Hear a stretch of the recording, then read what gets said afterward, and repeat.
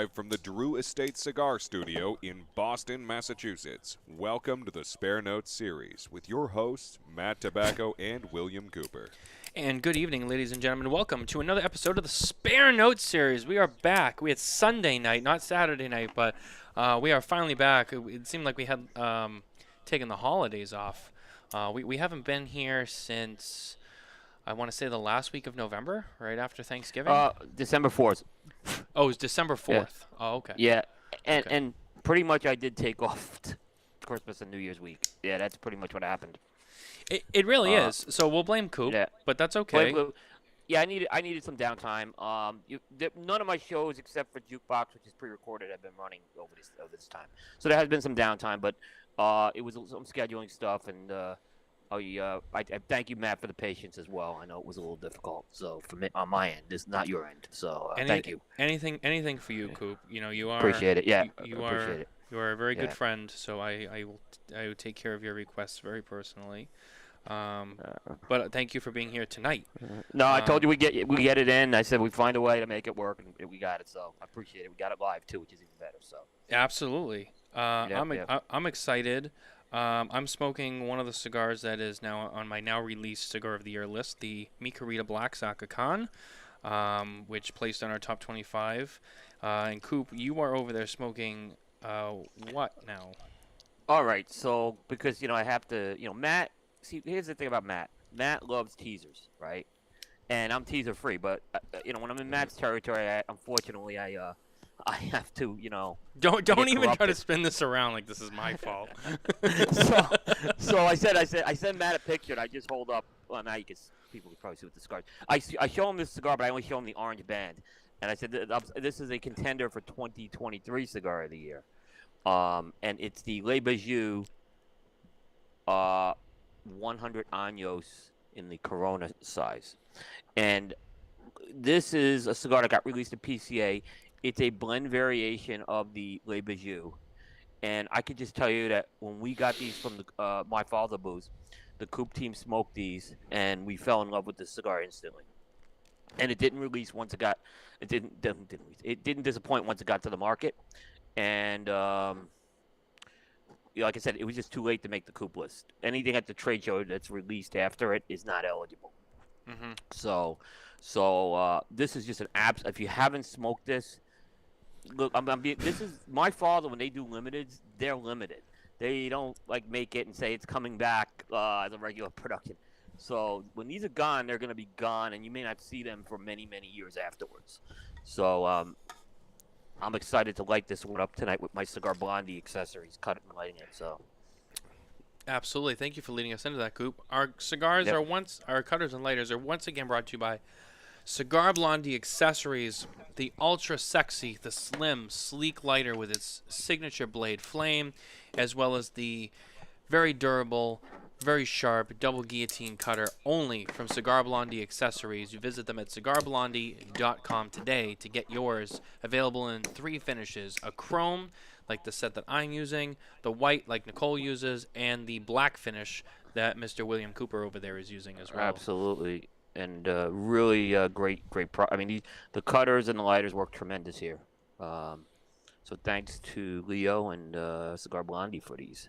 I'm trying to find the comments window on here because for some reason I don't have my comments window. If we don't have Mitchell, it's not Oh, going to here be it the is. same. No, I think no.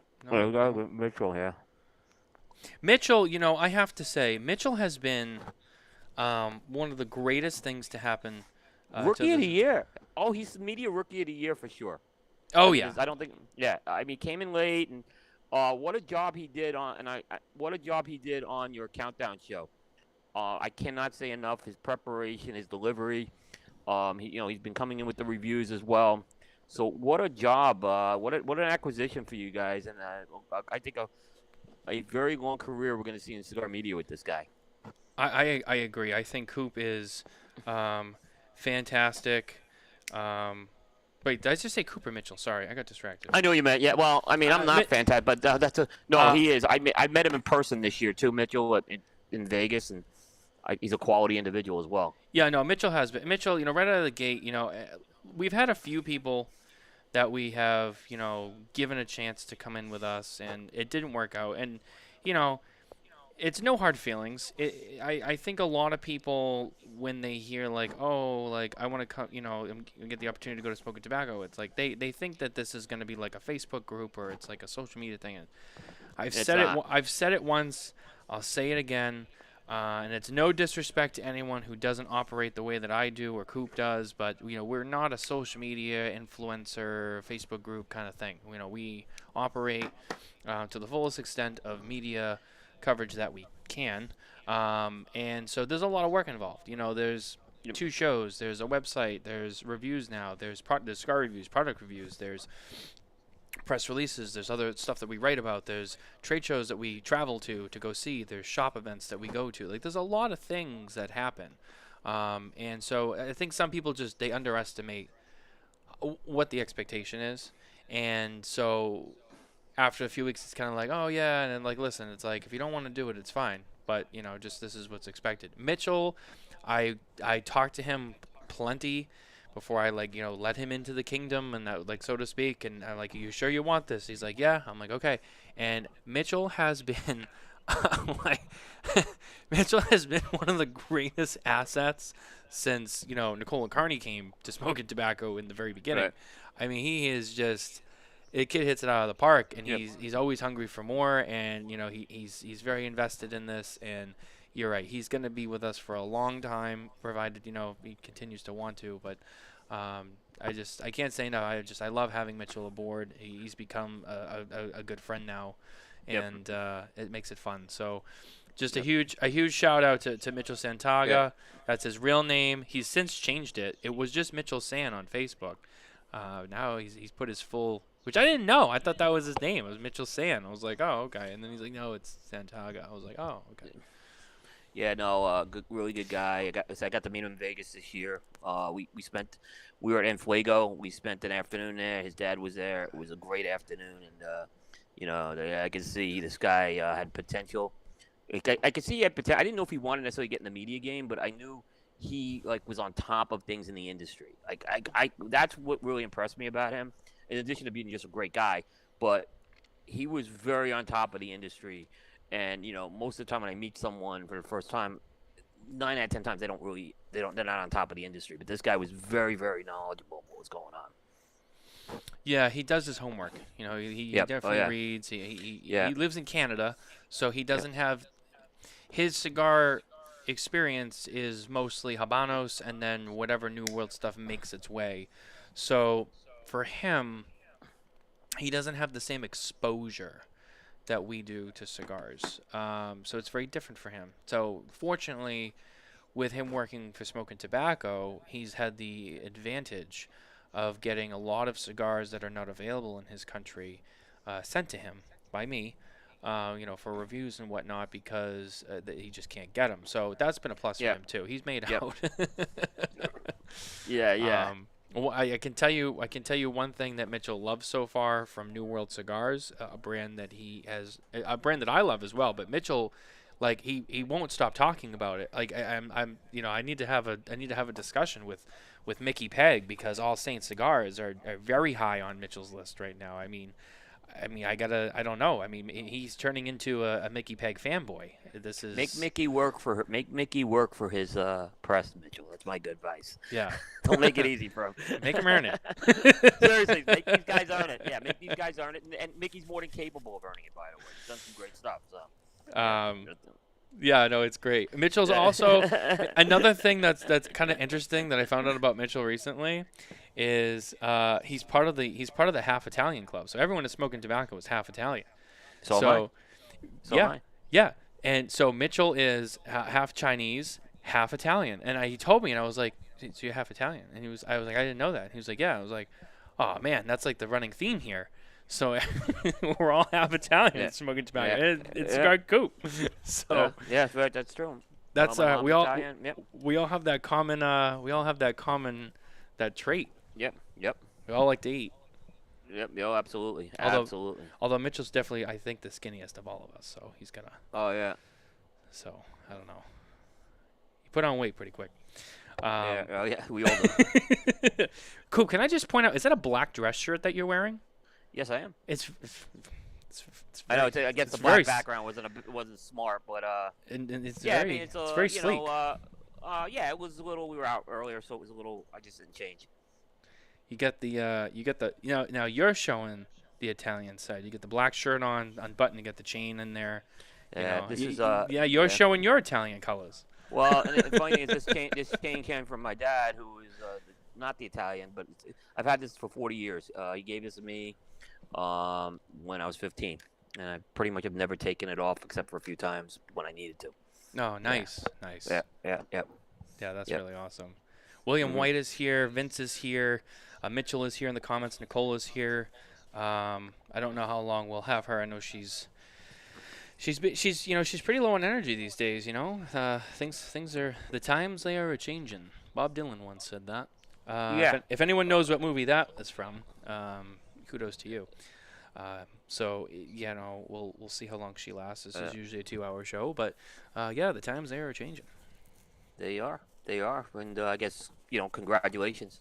Oh, thank right? you. I mean, it's now public, right? It is so, public. I mean, it is public. Yeah. So you guys went. So congratulations. Couldn't be happier for both of you. Thank you. So it was great news. So technically, the Smokin Tabacco team has grown once again, in a way. wait till they don't want to work for you guys. That's like my kids don't want to work on the Coop team. They run. Now, my policy is going to be, if they don't have any interest in it, as heartbreaking as it will be for mom and dad, I get it and it's fine. You can't force anything on them. But no, if they do want to be involved, OMG, it's going to be fun. Now, I also already told Nicole, and I know that there's going to be someone who stands up and goes, "Oh, I disagree," and that's your opinion, and you have every right to that, and whatever. But I'm an adult and I have my own kids.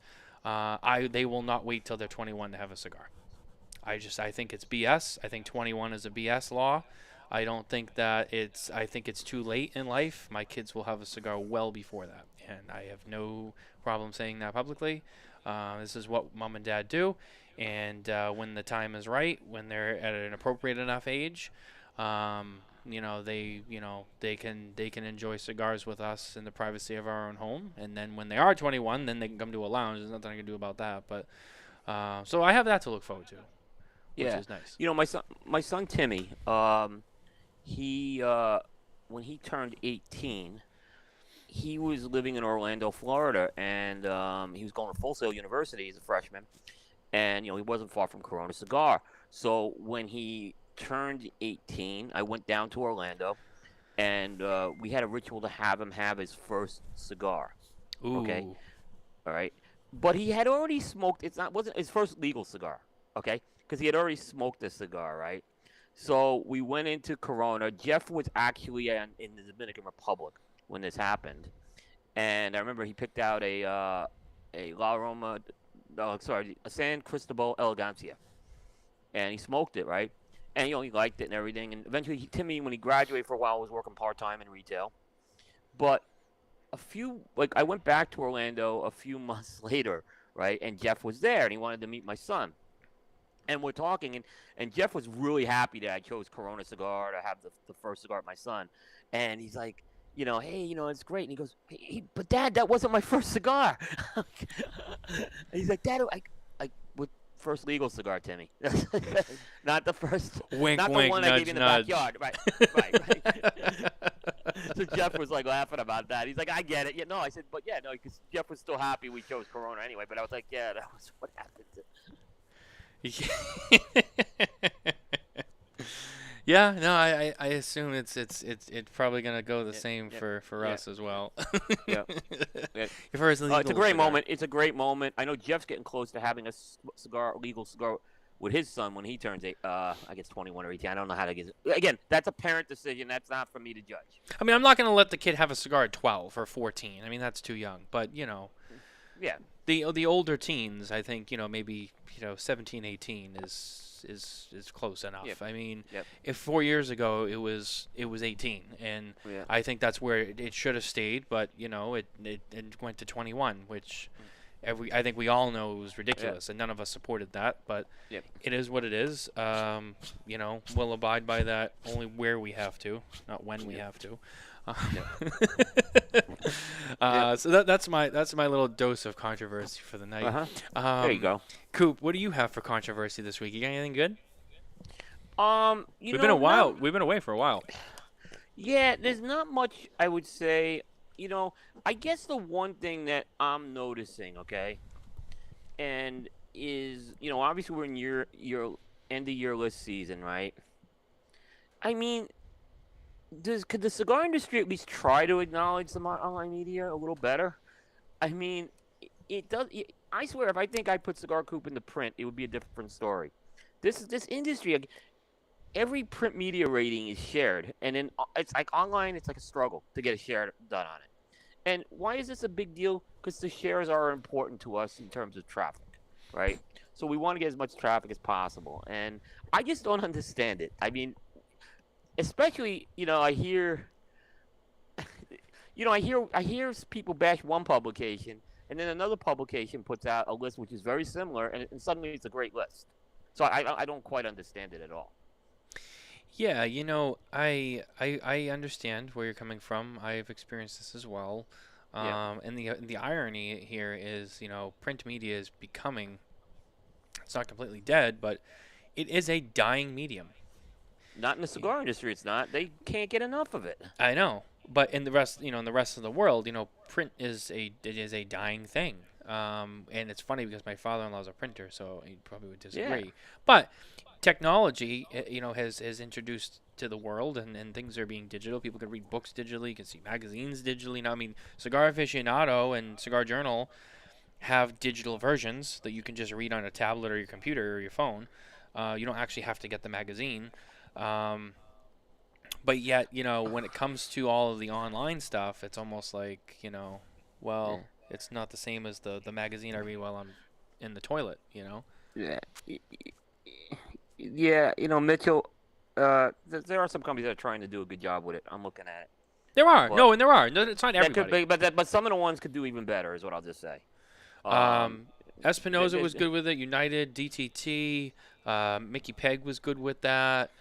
Dissident was good about it. There was a lot of people. And then there was a couple of people who actually, and I'm not going to mention any names, because there's a couple of people who are very good friends of mine who were recognized on the list multiple times and did not share anything about it. But the second that it's in a magazine, it gets posted everywhere. I can tell you, there's people who I really like, and I've kind of tried to explain it to them. Like, look, I don't, and I get there's long relationships with some of these print magazines, but in other cases, there's no relationship. Trust me. So it's a simple thing, and if you want to just do any favor, if you want to do anyone a favor in online media, just share that link. It is that simple. It's free. It doesn't hurt. It takes a half a second. It doesn't hurt. You're going to get more publicity out of it, and it will do everyone some good. Just trust me on this one. It's but it's a constant. But this year it seemed worse. It seemed worse than ever this year, and I really don't want to single out companies this year. You could figure it out, is what I'll just say. So it doesn't and it doesn't mean I'm mad at the company. I'm disappointed, but I'm not mad. I'm not going to hold it against them or anything. But it is annoying. I'll just say that. So Jay Davis is actually here tonight. Jay, thanks for being here. We love having Jay Davis with us. He posted this long thing. I don't get the reference, but maybe you do. I don't know if you can see that. This is something from Ghostbusters, isn't it? You're very handy, I can tell. I bet you like to read a lot, too. Print is dead. Oh, that's very fascinating to me. I read a lot myself. Some people think I'm too intellectual, but I think it's a fabulous way to spend your spare time. I also play racquetball. Do you have any hobbies? I collect spores, molds, and fungus. What is that from? What is that from? Ghostbusters. Is it? Yeah. Yeah. It's Ghostbusters. Major Santaga. All Saints has been good, but yeah, most brands, it's tough even to get them to comment a thank you on the post for being on the list. That's kind of true. Yeah, it's Ghostbusters. That's right. Yeah, and there's Chad. Yeah, it's in some companies, I'm gonna just say there's a few companies that I know that they really just are really reserved on that type of stuff, like not going overboard on it. But I see that because they're consistent with the print magazine piece as well with that. Um, but yeah, it was just it's kind of like my gripe this week. But it's been a gripe for many years. And look, I'm gonna say this, and I said this. I was in a chat with Jay. Print and online media, we do need to do a better job at what we're doing with end of year lists, and everyone can do better. Some folks need to do a lot better than others, as I'll just say. But there's a problem, and I don't think it's, I think there's still a lot of disconnects. I think there's a lot of inconsistencies. It's not necessarily, like I saw Smokin Tabacco use the process this year, which at least put me at, like, I may not have agreed with every cigar you had, and I told you I didn't agree with some of them, but I can honestly respect the process. And honestly, I thought it was a solid list. I tell anyone that's a solid list. But there are some lists I look out there, I'm like, well, who are these guys, and have they even, what are they doing? Like, some of this stuff was like house cigars I'm seeing on there, and I didn't get it. So, if our criteria hasn't been, explicitly stated for the record, any cigar that's eligible before Halloween of the current year is eligible for the end of the year list. Cigars that are released November, December are not eligible. And the reason is because I don't feel like it's enough time for the cigars to be out there and whatnot. So I try to, Halloween I feel is fair enough, because if it's on the shelf by Halloween, you have the holiday rush. It's already there for. If it comes out, after Thanksgiving, it's just not a lot of time. You know what I mean? So. Oh, I've done that. I've been through that before, and then I have a list that suddenly cigars are in 2 years are not even on the market anymore. Right. And that was the problem I was facing. There was one guy, and I'm not gonna, again, I don't, because this guy is a friend of mine. He put a cigar in his top 10, and I liked the cigar and he liked the cigar. But when I got around to reviewing that cigar, it fell down. Okay, and it was reviewed months later after that list came out. And I went back to him and I said, "What, I don't know what happened, but this cigar fell downhill." And he goes, "Oh yeah, it fell downhill for me too." I'm like, "That's why you shouldn't be putting cigars that are released in December on your list." That's the exact reason. And here's the thing: if you're that sold on a January 1st to December 31st list, guess what? You can't do your list in January. You got to do it in March or April. That's what you're gonna have to do. Right. So, I mean, and no one wants to do a list in March or April. So that's the problem. You can do it, you just can't do it that quick, is what I'm saying. That's true too. And but the thing is, you said it too, is nobody wants to do a list in April or May, or March, April, May, because by that time we've already moved on. There's a whole another year of new things that are happening. So. If you're waiting to put your list out then, I mean, you're just, it's very late in the game. I mean, if that's what you really want to do, and whatever, like, there's no disrespect when I say that. It's just, you look at kind of the other things that are going on in the world, the cigar industry world. By that time, we've already gone, we're already past TB. There's stuff that goes on there, and we keep on rolling, and then we're getting ready to prepare for, the first week of July. Everyone goes back out to Vegas for PCA, and we're getting ready for that stuff. So, there's a lot of stuff that happens right after these lists come out. Half Wheel's one of the last people. All of their stuff, I think, comes out at the end of the month. Your cigar of the year, your number 1, your number 2 come out tomorrow. Yep. Bear's list comes out tonight. Yep. Dojo's list, I don't think, is out yet. I think it's coming out this week, and Blind Man's Puff's the other list. Yep. That's a big one, and they're usually mid-January lists. So by the end of January, first week of February, I would say 99% of the lists out there are done. Loomis's list is coming out later in the month. I know that the Developing Palates guys they're much later. So I think they may be after the consensus because they had a lot to do still. So and that's fair. Yeah, it's they don't live for the consensus, so no, that's okay. Yeah.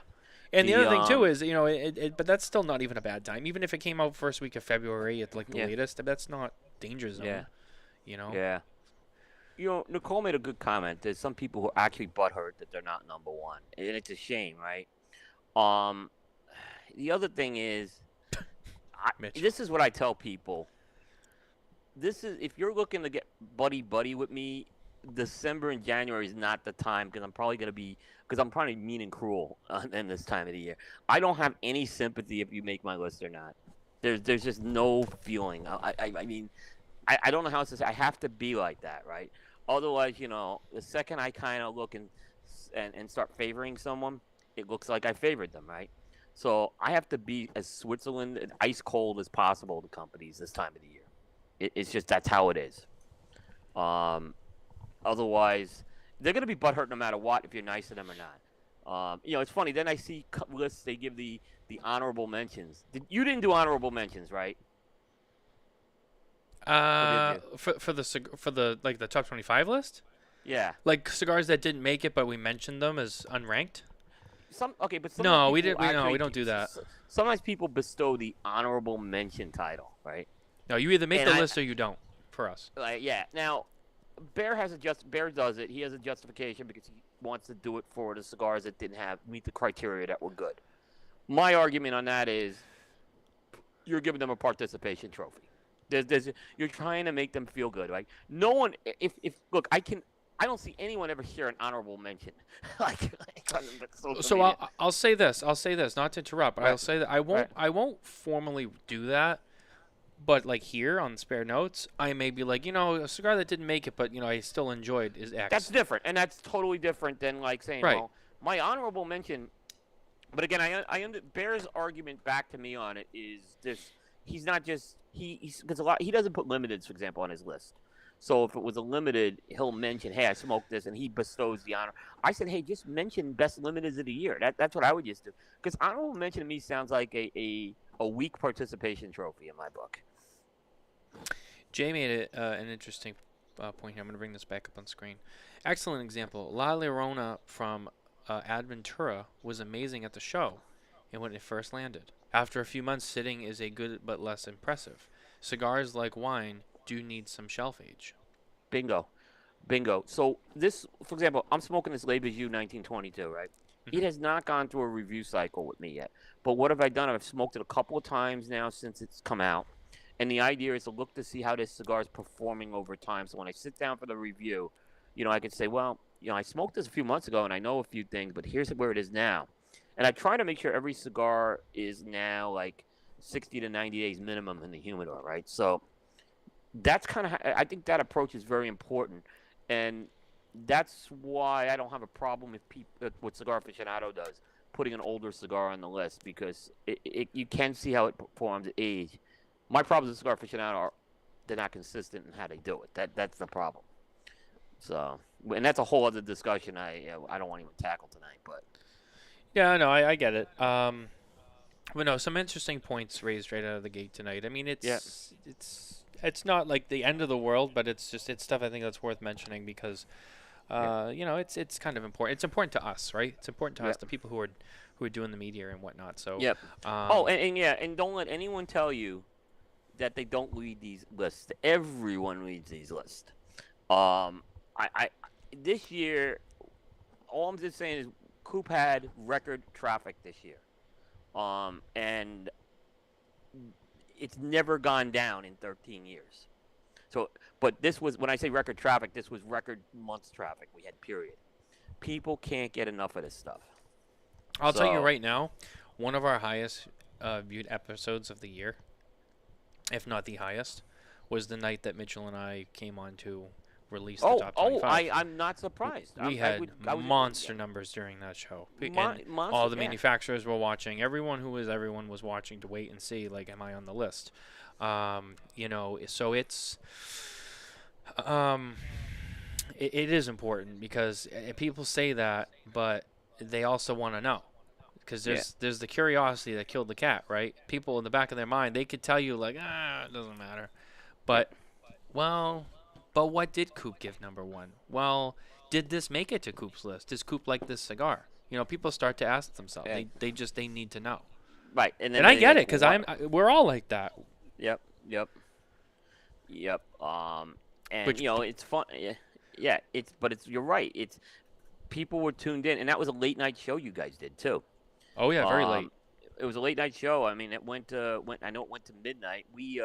I was actually watching it with Hector. Like we were doing a little watch party with it as it was going on, and so we had it on, and he, he's from Espinosa, and you had a couple of blends that came out of that factory that were on there.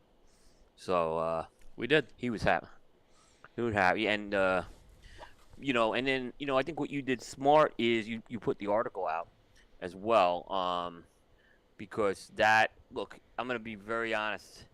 People don't want to sit through a video to find out if they made the list, and some companies are lazy enough not to sit through the video, and who knows? And then they're number 2, and they're like, why didn't you tell me?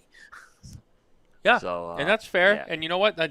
There's people who don't want to sit through the video, but we also had thousands of people who did. So, Yep. and then I put out the written piece, and then there's tons of people who read that. So I get a little bit of both, and everyone's happy. Yeah. So you're right. Mine- And it's a good point. Yeah, in fact, I went the opposite way. What I mean the opposite way is it's always been a written piece. In the last 2 years, I put the YouTube video component just to keep that avenue happy. So, it's like, people wanted to see. They don't want. There's people out there who don't want to read. Oh yeah, So, 100%. is that so I have something out there that they can consume. It's pretty much the same thing I say. It's not anything different, but yeah. By the way, you already know this because we've already talked about it privately because we talk almost every day, and I tell you these things, but I want to say it in front of the world because I want to make it known that I was right. I was right about one of your cigars. One of your cigars, I called it from the beginning, and it placed. But you thought it might be number 1. You did think it might be number 1.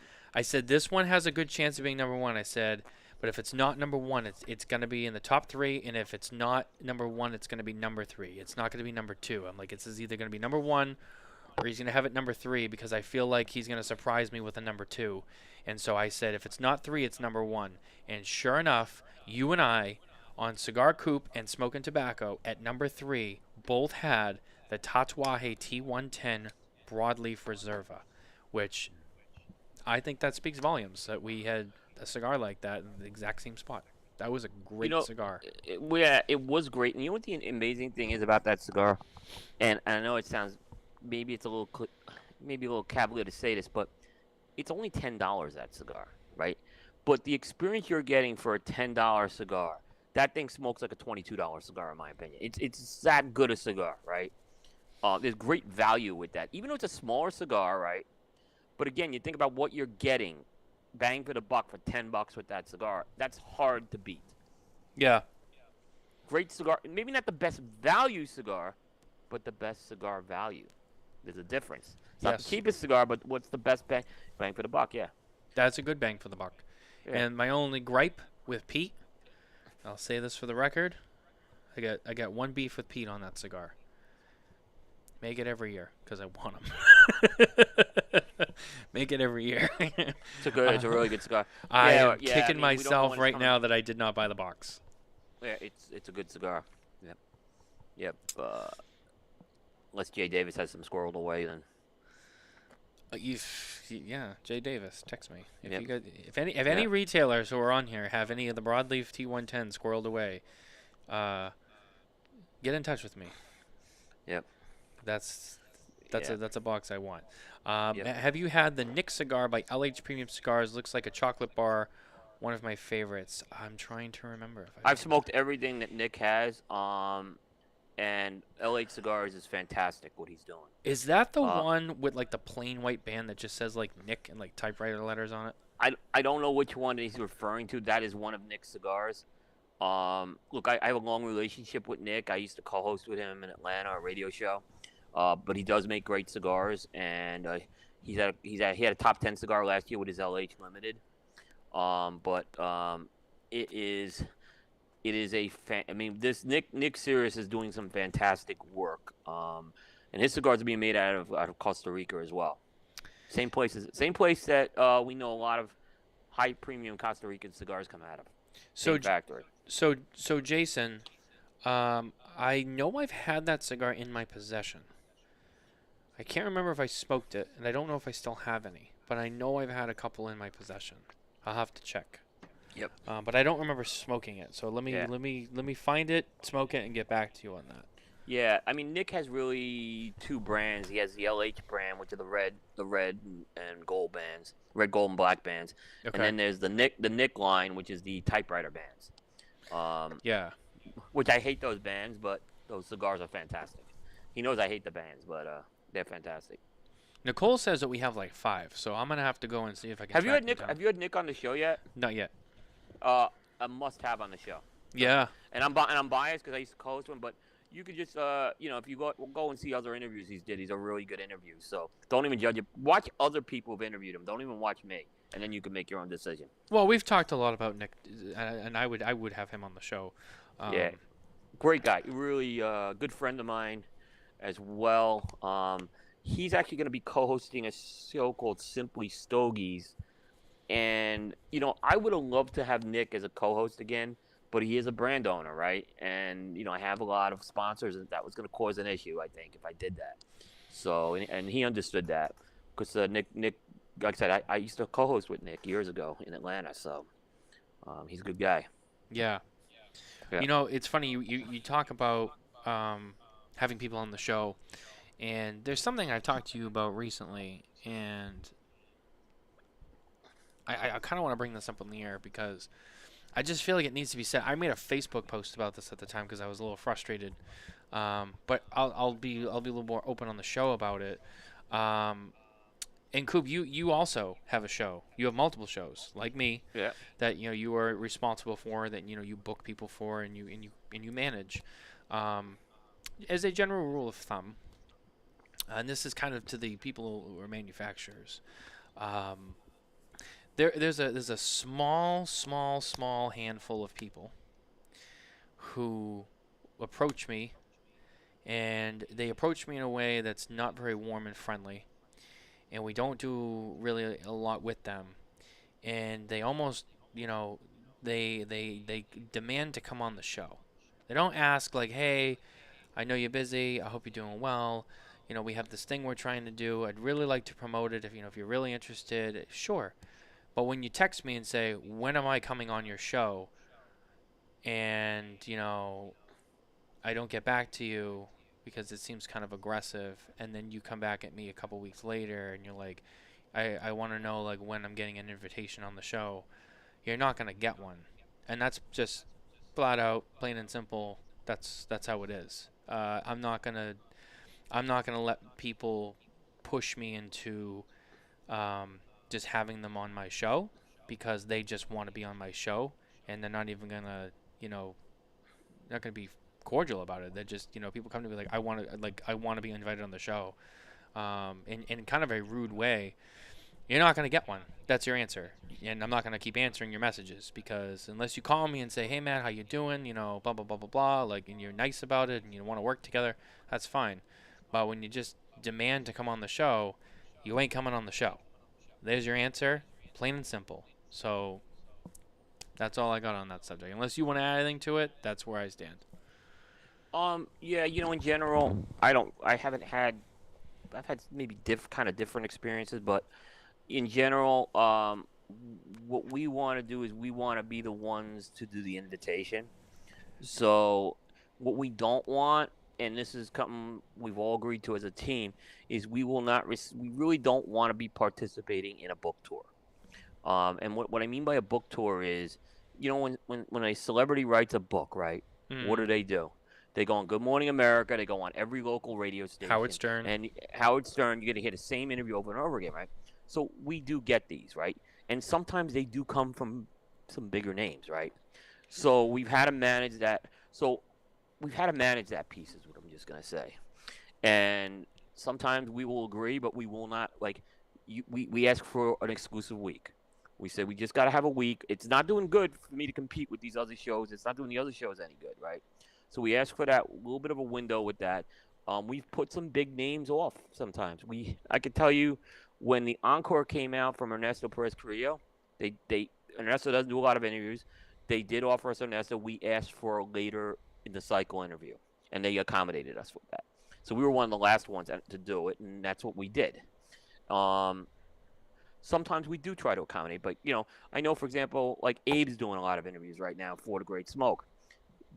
Our interview with Abe's not going to be till March. I mean, it's just again we're trying not to compete up against other shows, and we don't want to deliver the book tour experience. It doesn't help anybody here.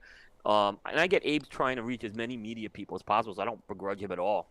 But we also have to try to manage this type of stuff. So why I'm saying all this is there's reasons sometimes why maybe if you ask for an invite, you might not be getting one, right? We're trying to balance schedules out.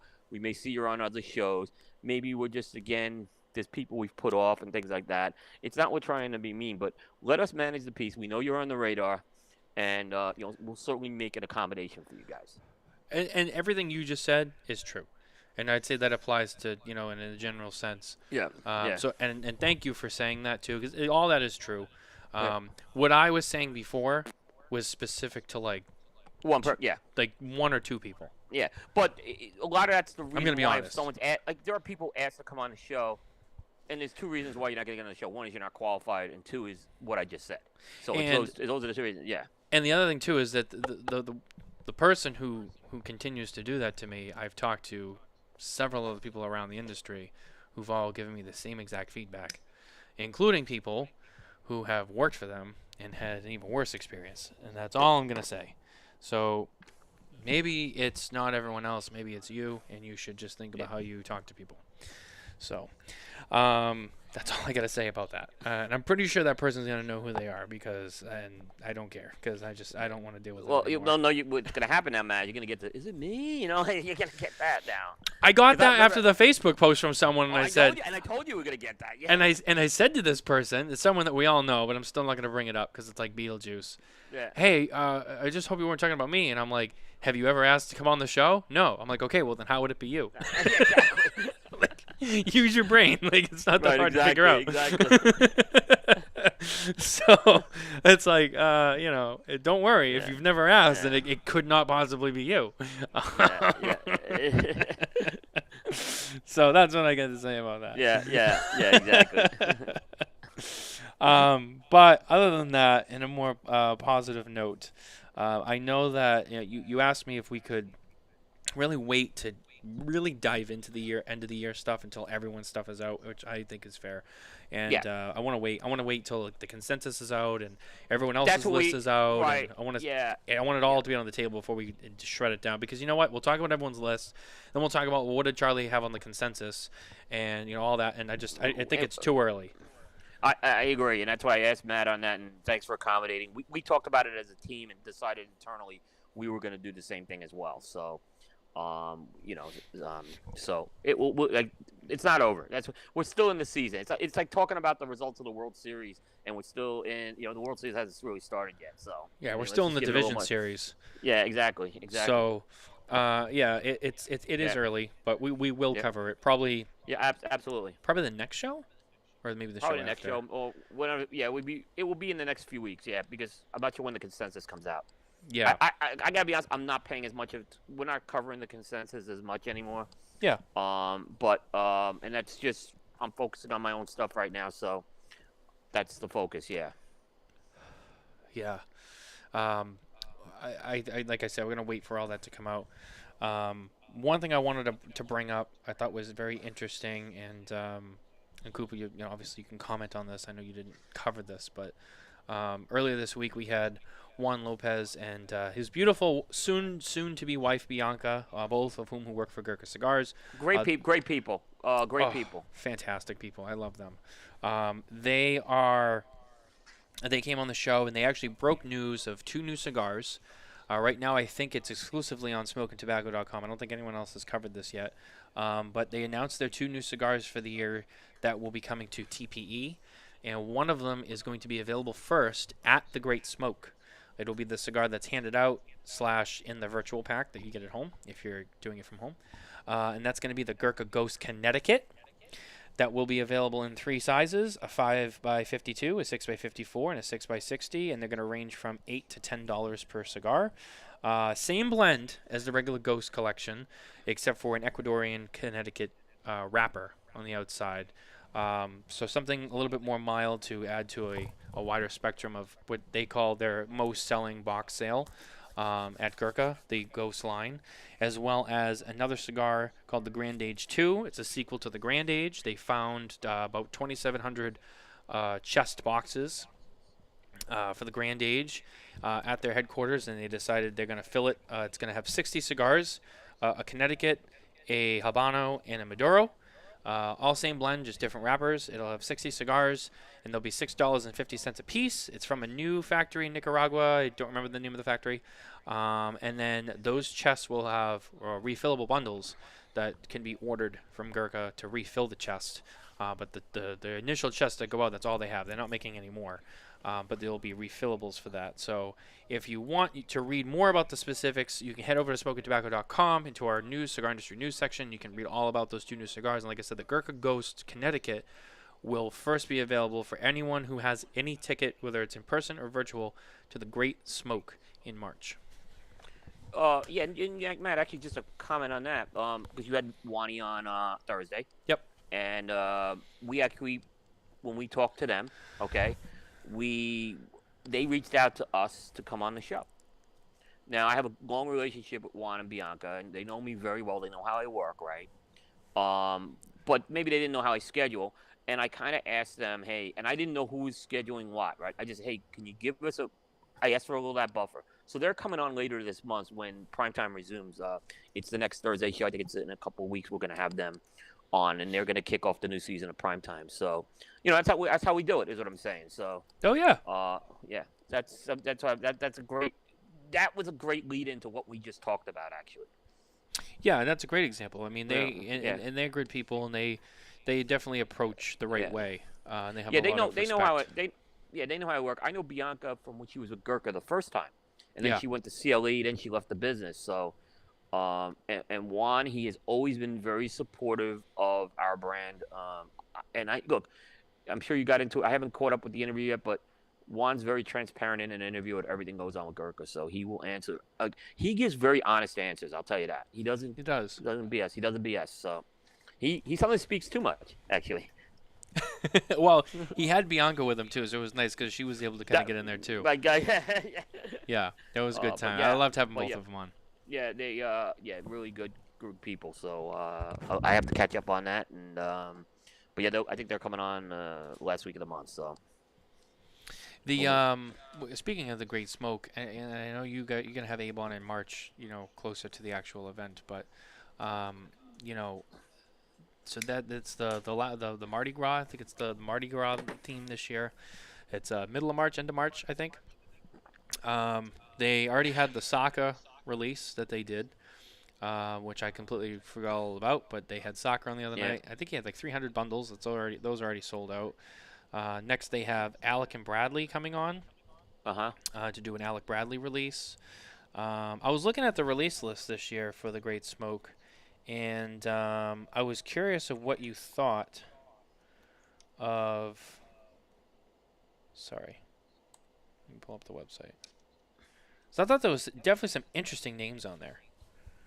Yeah, I think this was a pretty, the first year, obviously they had the Carlito cigar on that, and that was just, but they have Robert Holt, Rafael Nadal, and Ernesto Perez Carrillo. Yeah. So, I actually am really excited about all of these names this year. So I would say the smallest of the 5 is Robert, but he's probably thrilled to be in there. I know he's been banging on the door.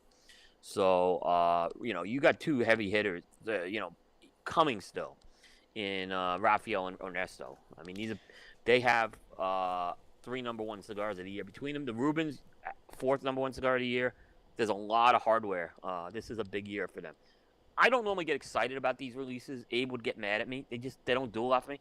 These got me intrigued a little this year. I'm pretty intrigued on these this year. And that's why I asked you, because I know this, shop stuff is not your thing, but my thing. I like to put the Great Smoke kind of on a little bit of a separate island now with this new thing that they're doing with this, because it's a little bit larger scale. Yeah, and Abe demands excellence with this stuff. I can just tell you, I know we both know him well. He is not going to settle for second best on this, and these, believe me, all 5 of these people know Abe very well. So, don't forget the Rubens either, so I'm pretty interested to see what they're going to bring. Oh, yeah. I didn't. I'll take my chances and see what I can get down at the event. Is what I'll just do. I'm not gonna go crazy trying to get one of these, but I probably can weasel something from someone. So. So, are you going to the Great Smoke? We have pretty much decided we are going. 3 of us are coming in for it. Of the 4, it's going to be Bear and Ben. But we are using this as a team building weekend also, because PCA is not really a good chance to do a team building weekend. So this is a little more relaxed. I can't do it during TPE because I'm going to be at Pro Cigar. So the only time. By the way, I can't pick on Abe, but boy, this time really sucked. He had this time too. So he finally doesn't compete it with Pro Cigar. But what does he do? He competes it with Spring Break in Florida. So go figure. But so I don't want to pick on him too much. And then the other guy I pick on is the Red Meat Lovers Club dinner is right in the middle of Lent. So so I'm screwed either way. You just can't win, right? I can't win. But no, I don't blame Abe. I'm kidding you, Abe, on that because I know Abe really, really tries. Now, I got to find out about the Red Meat Lovers Club thing because here's the one catch. I'm Catholic, so during Lent we don't eat meat, but they have given dispensations for corned beef and cabbage, right? In the past, and I think the dinner is on St. Patrick's Day, the 17th. So if they are going to have corned beef and cabbage, that could change the whole game for me of going. So I'm gonna have to find that out. Let me see. Let's see. Sunday brunch, Terrence Riley. Thursday night with Jonathan Drew at Boynton Beach. Friday night, Red Meat Lovers Dinner with Michael Herklotz. Yep. Which is the 16th. No, wait. Oh, okay, so wait. No, it is the 17th. It is the 17th. But at the same time, at Boynton Beach, Steve Saka will be doing something at Boynton Beach at the store. Saturday night at Boynton Beach, you'll have Matt Booth of Room 101. He'll be making his way to town to do an event on the 18th. And then on Saturday morning, there is the TGS 23 tailgate party with special guest Eric Espinoza. Yeah, he's doing the Abe's going to start the tailgate party in the parking lot this year, which I think was a great idea. That is cool. I like that. Hector's going to love having to get up and go to that event. But why are you going to pick on Hector? He's not even going to defend himself. I know Hector. That's why.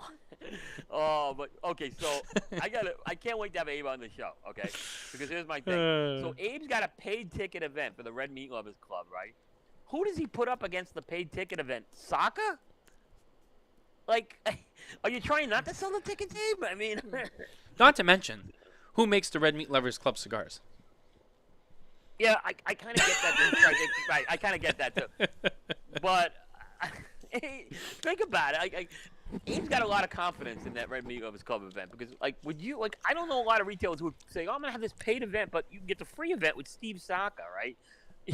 So, I mean, that's a very interesting scenario. I can't wait to talk to Abe about that when he's on the show. And I'm sure you guys will talk to him about it too. So it's an interesting thing. We'll bring it up. And you know what'll happen? Abe will get all flustered, and then Alex will have to calm him down. And it's always a good time. yeah, exactly. Yeah. But no, lots of interesting names on the list this year for people who are participating. Ed Ventura, Aganorsa Leaf, Alec Bradley, All Saints, Altadis, Caldwell, Cavalier, Crown Heads, Drew Estate, Dunbarton Tobacco and Trust, El Septimo Geneva will be there. Interesting. EP Carrillo, Espinoza, Forge Cigar, Foundation, Arturo Fuente, General Cigar, Gurkha, HVC, Illusion, J.C. Newman, Hoya de Nicaragua, McAuliffe Cigars, My Father, Oliva, Oscar Valadares, Ozinger Family Cigars, Tabacalero Perdomo, Rocky Patel, Sindicato, Southern Draw, and, of course, Tatuaje. You know, I got to say something, because I've been going to the Great Smoke for about, my first one was 2013. Mm-hmm. So it's 10 years. And I've missed a few, but I think I made about 7 of them. Almost, Jay. What's interesting about this is, so I remember this was always the star-studded event, right? About 4 or 5 years ago, all of a sudden it became the B team started going in, and some of the C team even. So it became more of a rep-driven. And nothing against the reps, right? But I think there was an expectation that personality would be there. And I got to say that Abe really pushed back to try to get the personalities back to this event. He can't get them all, But and a lot of times he's competing with Pro Cigar on top of that. But this year he's not. But I got to say, Abe really makes the effort to make sure they have a lot of the big names that are there to see. But believe me, I've seen it. It's like hoarding cats sometimes to get some of these folks, there. So you can see he's got some big names for the pre-event stuff. Has some pretty big names out there. Though there's no B-listers on that pre-event list. So. Yeah, so good job by Abe. The other thing I noticed not on this list for participating brands, La Flor Dominicana. Is that I don't remember them participating though. They were there last year. They were there last year. Because Leo, their rep for Florida, was down there. Yeah, last year that event was unfortunately a blur for me with everything going on, but they were there. Yeah, I don't know. I don't know. It's a good question. Sometimes I've seen companies, there that aren't on the list, so I don't know if it was an oversight or not. That would be an Abe question for sure. Yeah, I know. Very interesting. Just a name that stood out to me that I don't remember from. That's not there that I remember from last year. Also, Padron. Padron's not on the list either. See, Padron's always there though. That's why that surprised me. And I don't see Fuente. I don't see Fuente on there either. Fuente's there. Fuente's there. Are they that? We're looking. Oh, I'm looking under A. Okay, they're under F. Yeah. Yep. Padron's always been there. So again, I'm gonna assume they'll probably be there, but that'll be an Abe question. Also not on the list, Davidoff. Which, by the way, we have something very interesting to talk about tonight regarding Davidoff that I want to bring up on the show. Okay. And for those who are watching and listening, you might scratch your head and say, but there's some rumors going around about Davidoff that we have heard. I'm not going to address those rumors. I'm not addressing them. I still don't think there's enough to talk about it. You don't want to address? Okay. That's fair. I'm just saying, there's nothing I can comment on it other than I can't substantiate any of it. And that's true. Yeah. I mean, if you want to say what it is, there's rumors that they're being sold, but those rumors are out there so many times, though. Yeah, that's Coop just stole the thunder away. Yeah, so there's been rumors the last few months that there is a possibility that Davidoff could be looking to sell off to someone else, and they've been, as a company, they've been in kind of a weird place, and we've seen and heard and we've talked about some things that they did. We talked about the Big Four a lot last year because of the trade show and whatnot, and I'd say out of the Big Four, the one that looks to me the most, I don't know what you're doing, Davidoff. Would you agree with that? I think they're in a little bit of a struggle. I think they know what they're doing, right?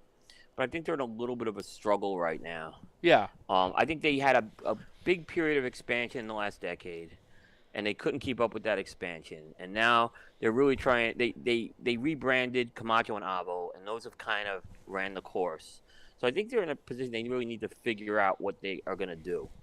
And I think they do need a different brand strategy going forward. So, but I'll say Davidoff has been out there. It's been out there several times. LaFleur was out there for rumor so many times being acquired. I mean, LaFleur about 6 or 7 times I can remember. Like, people told me it was a done deal, and it wasn't. So... Yeah, and I've every time I've heard it, I've gone to Carney, and who's told me, nope, not even close. And it hasn't happened. Yeah, right. It hasn't happened. Yeah. So yeah, I don't know. We hear rumors. We like to share rumors because that's what we do. That's what you do. That's what you do. Don't even do that. There's nothing I can add to that though tonight. That's why I'm saying it. You want to say it's out there, it's fine, but there's nothing I can substantiate on it other than the people who have told me or people who are in the know is what I'll just say. But again, they're hearing it secondhand. They're not direct. Yeah, they're not direct. So that's. And I'll say the people I've heard it from are pretty high up in the know as well. But you're right. It's a good point. So it is an interesting point. But I wanted to throw something out there, I guess. Of course you did. Of course you did. Why? That's what I do. You gotta. Yeah. Gotta put some fuel in the fire, Yeah. So it's what people want to hear, Coop. People want to hear scary rumors, But there's nothing I can do to substantiate it. Like I know. there's some things like I remember when the Drew Estate thing was acquired by Switch. There were things I could have substantiated when that was going on. There was just some real facts that came out to say this was happening when that happened. Like there was just things with distributors and stuff like that, where we were hearing it. So I was hearing direct stuff from that at the time. So that one was one we could substantiate. The Oliva one was also pretty open. I think all of us knew. Like some people thought Oliva was going to General, and they weren't following the story. Like we all knew that. Like the people who were in the know knew it was some European company. I didn't know what the European company was, but we were hearing the Europeans, and it turned out to be Jay Cortez. Yeah. Very, very big acquisition. Yeah. At the time. Jay comment. I thought Riste and Pravada are putting together an investment group to buy Davidoff and its parent company. Do we even have to talk about them? So there's one possibility from none other than Jay Davis himself. Yeah. You know what's funny, and I don't want to jinx myself, but at the same time, I like to live life on the edge. And I'm not gonna mention any names, but it's been quiet tonight, and I think you know what I mean. That's all I'm gonna say. It's been quiet tonight. Okay. Yes. If you jinx me, I'm gonna kill you.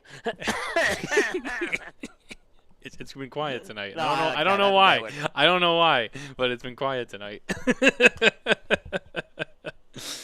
Oh man! All right, Mitchell's here. What's he got going on? If y'all want a total 100% rumor, I follow Indiana Ortez. We're not going here. On IG. Mitchell. We're not even going here. Come on. I love you, Mitchell. Her and Jared on vacation together. We're not even. Stop. Oh my God. Mitchell's over here. You know what though? This is just another sign of why Mitchell's so good for the team because he fits. He lost points with that one in my book. Well, that's so what. Man. Anyway, so yes, Jay, the Great Smoke commercial is over. We've talked about some of our gripes of the week so far. We are putting the Cigar of the Year stuff on hold. I'm trying to think what else. I know there's more, but I'm like, remind me what else we've missed. I want to talk about your article. Oh, that's right. Yes. Right. I want to talk, which was a very interesting. You did a show on this as well. Let me pull them up on the website so that I have them in front of me. And this was the fourth quarter. This was the final quarter. Who to watch list. Similar to your power rankings, but I did it a little bit more deconstructed. You did it a little more deconstructed, and I have some comments I wanted to make on it. And by the way, these comments are things that I will agree with. They're things I disagree with, and anything I disagree with is not anything personal. And it's in the spirit of having a healthy discussion on the show tonight. Okay. Yep. Jay Davis, you realize that being only half Italian means you can never become a made man. Just saying. So that applies to me, you, and Mitchell. Yeah. Yep. Well, Mitchell, I mean, Coop and I could probably fake our way through, but I don't think you're gonna fake your way through that one. So he's out. No. But we're all out as well. But yes, all right. So I'm on the first page, the first one, the part one. I don't know if you want to do this in order or whatever. Yeah, let's do it in order, okay? Okay. And I'll give you some comments, and then one thing I want to say first, just for the listeners. So if you want to follow along with what Coop and I are talking about, if you head to smokintabacco.com and you go to let me go to the top here. If you go to our news tab on the drop down, you go to news and go to reads and reviews. It's about a quarter of the way down. You'll see it passes a couple of reviews, and then you'll see who's hot, who's in control, who to watch. We're starting off with who's in control, part one, and then we're gonna go to who's hot, and then who to watch. So let's start with part one. Coop, take it away. Yeah. Okay. So part one. Why don't you define like what who's in control is, and then I'll kind of give you some of the comments I had with you. You want me to read them off? No, just what the definition you mean by is like what these companies all had in common. Yeah. Sorry. And then I'll kind of tell you. So for us, putting this list together, it was for the who's in control. These are companies we felt have a wide grasp on the industry in terms of not just sales, but mostly sales. Availability, and then of course the consumer interest. Brands that seem to always be out there. They're always being talked about. You can't turn anywhere without seeing them or seeing someone smoke any of their cigars. Cigars that are constantly being talked about, constantly being reviewed. You see them on social media. Cigars that usually sell, or brands that usually sell in very high volumes, and are usually very consistent in most aspects. These are the companies that we feel, 95% of retailers carry something from them. Okay. So this is very, very important for how I'm going to progress with this. When you say company, are you talking the brand they sell, and are you including the factory in there if they own a factory? I believe it was including the factory, because if I remember correctly, yes, we did name some, because for example, my father's on there, Placencia's on there, and those are factories that make a lot of cigars for other people, and we did highlight that. Okay. So based on that, right? You had, and I agree with every one of these. Arturo Fuente, no brainer. Drew Estate, no brainer. My father, no brainer. Perdomo, no brainer. Placencia, no brainer. STG, no brainer. All right, but where's Altadis and Davidoff? Big Four. That's true. And Oliva. That's what I would say. That's true.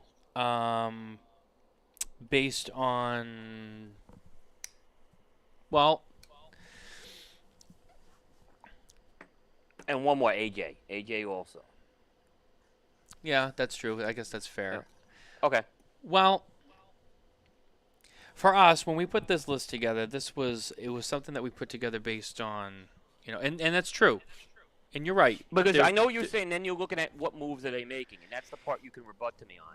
All right, they're not really making the moves that you would expect, and that's kind of where I was. Yeah, that's really the only aspect that they really come into play. I mean, sure, do they have a lot of cigars out there? Are they names that everybody knows?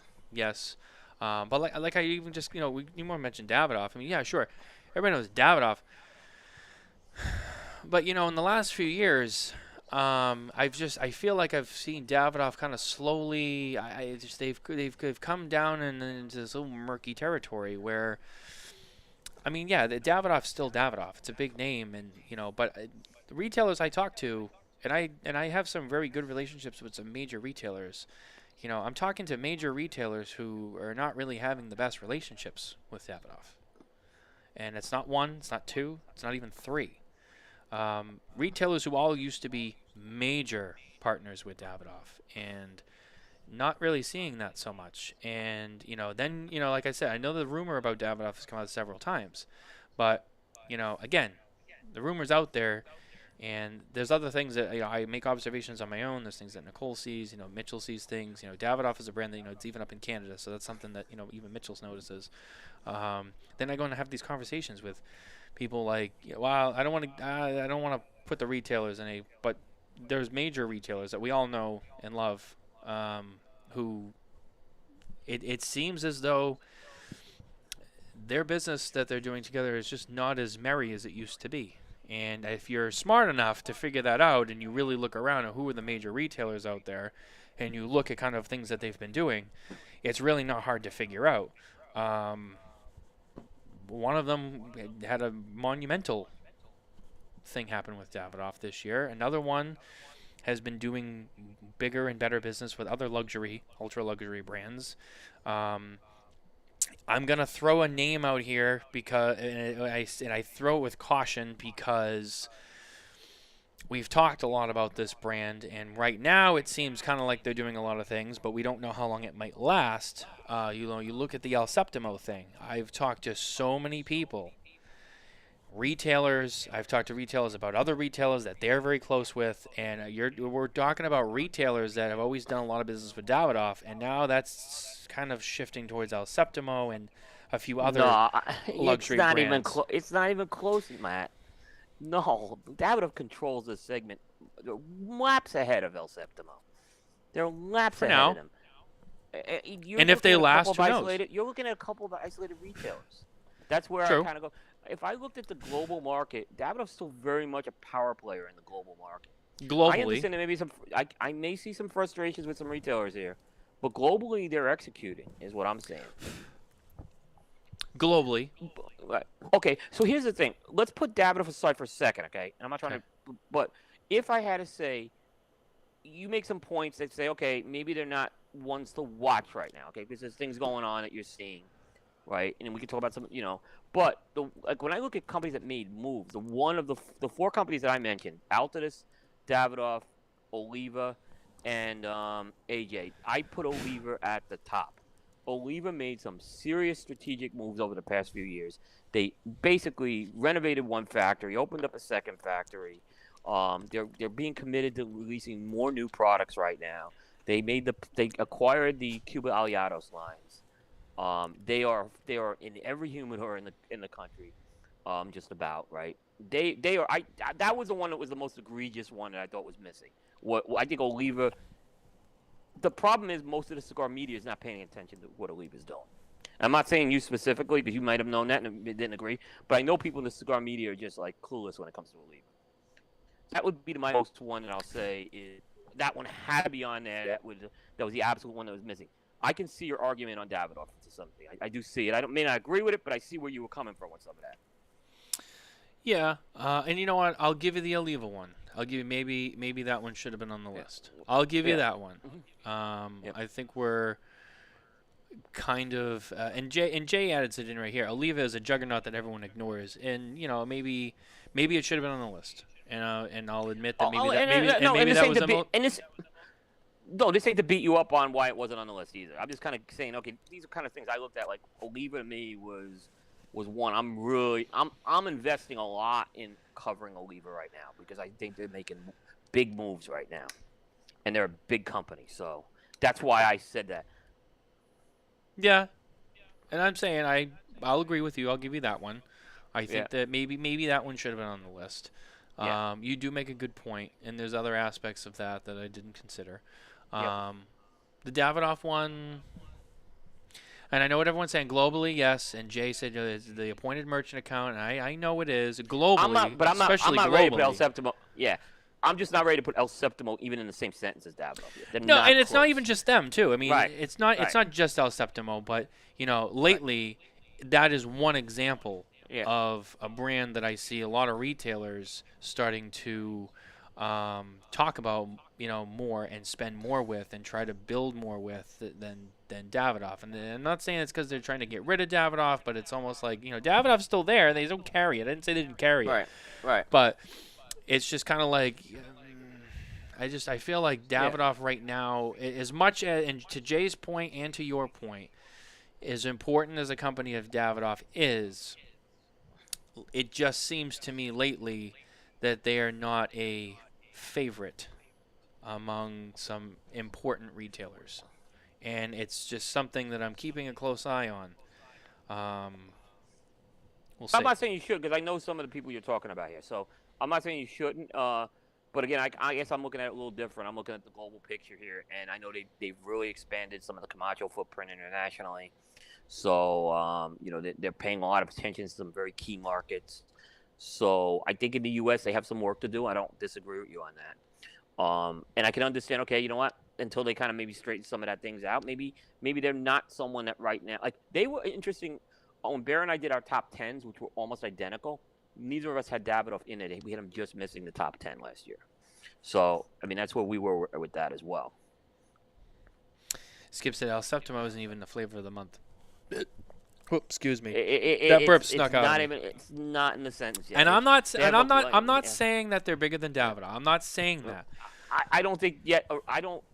To say that I don't think they're an alternative to Davidoff yet. No, I'm just saying. When you look at, like, you wouldn't really compare Davidoff to, like,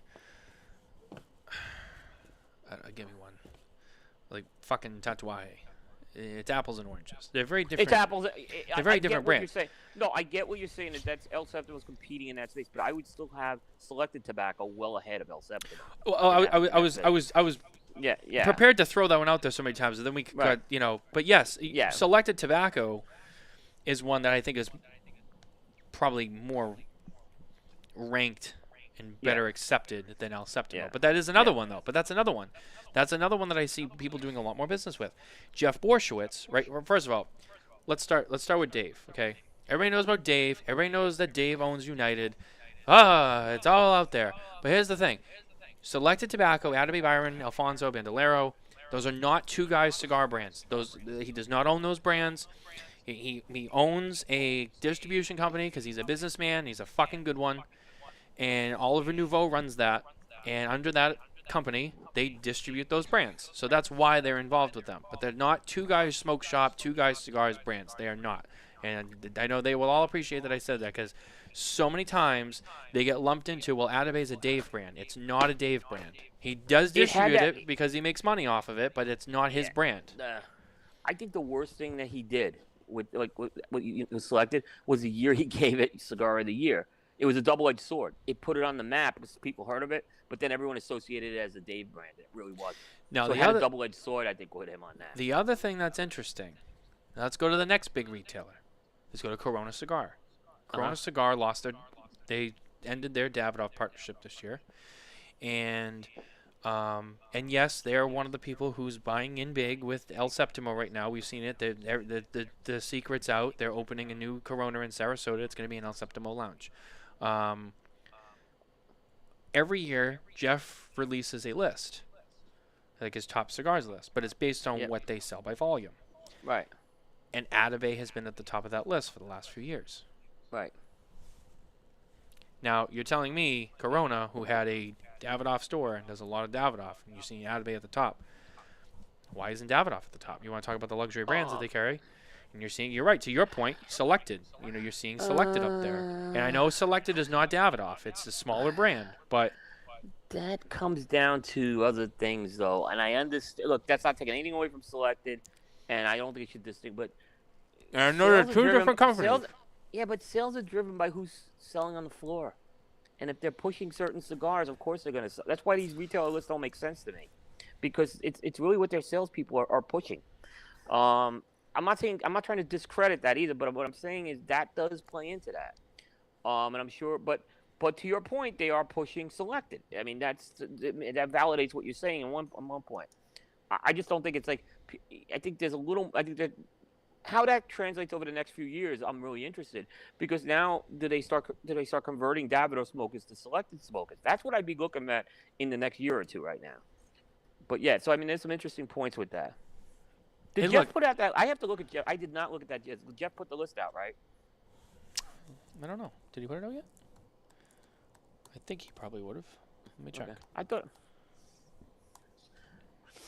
But I think Davidoff's. I still think Davidoff is the leader in the luxury space right now. I don't think they have some challengers that are coming, but those challengers are not there yet.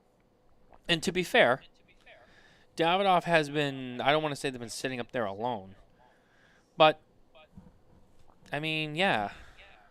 I mean, with the exception of, you talk about globally, I mean, you got, outside of the United States, I mean, they got the Habanos issue. Which. Yeah. But here in the United States, that's not really an issue. So here in the United States, for a while, it's really been Davidoff. I mean, people might say, some of the Padron, but, when you really look at it all the way, I mean, Davidoff has been kind of more or less alone in their position, and now you're starting to see small, but people are growing into them. I think there are brands that are trying to make a play into that space, too.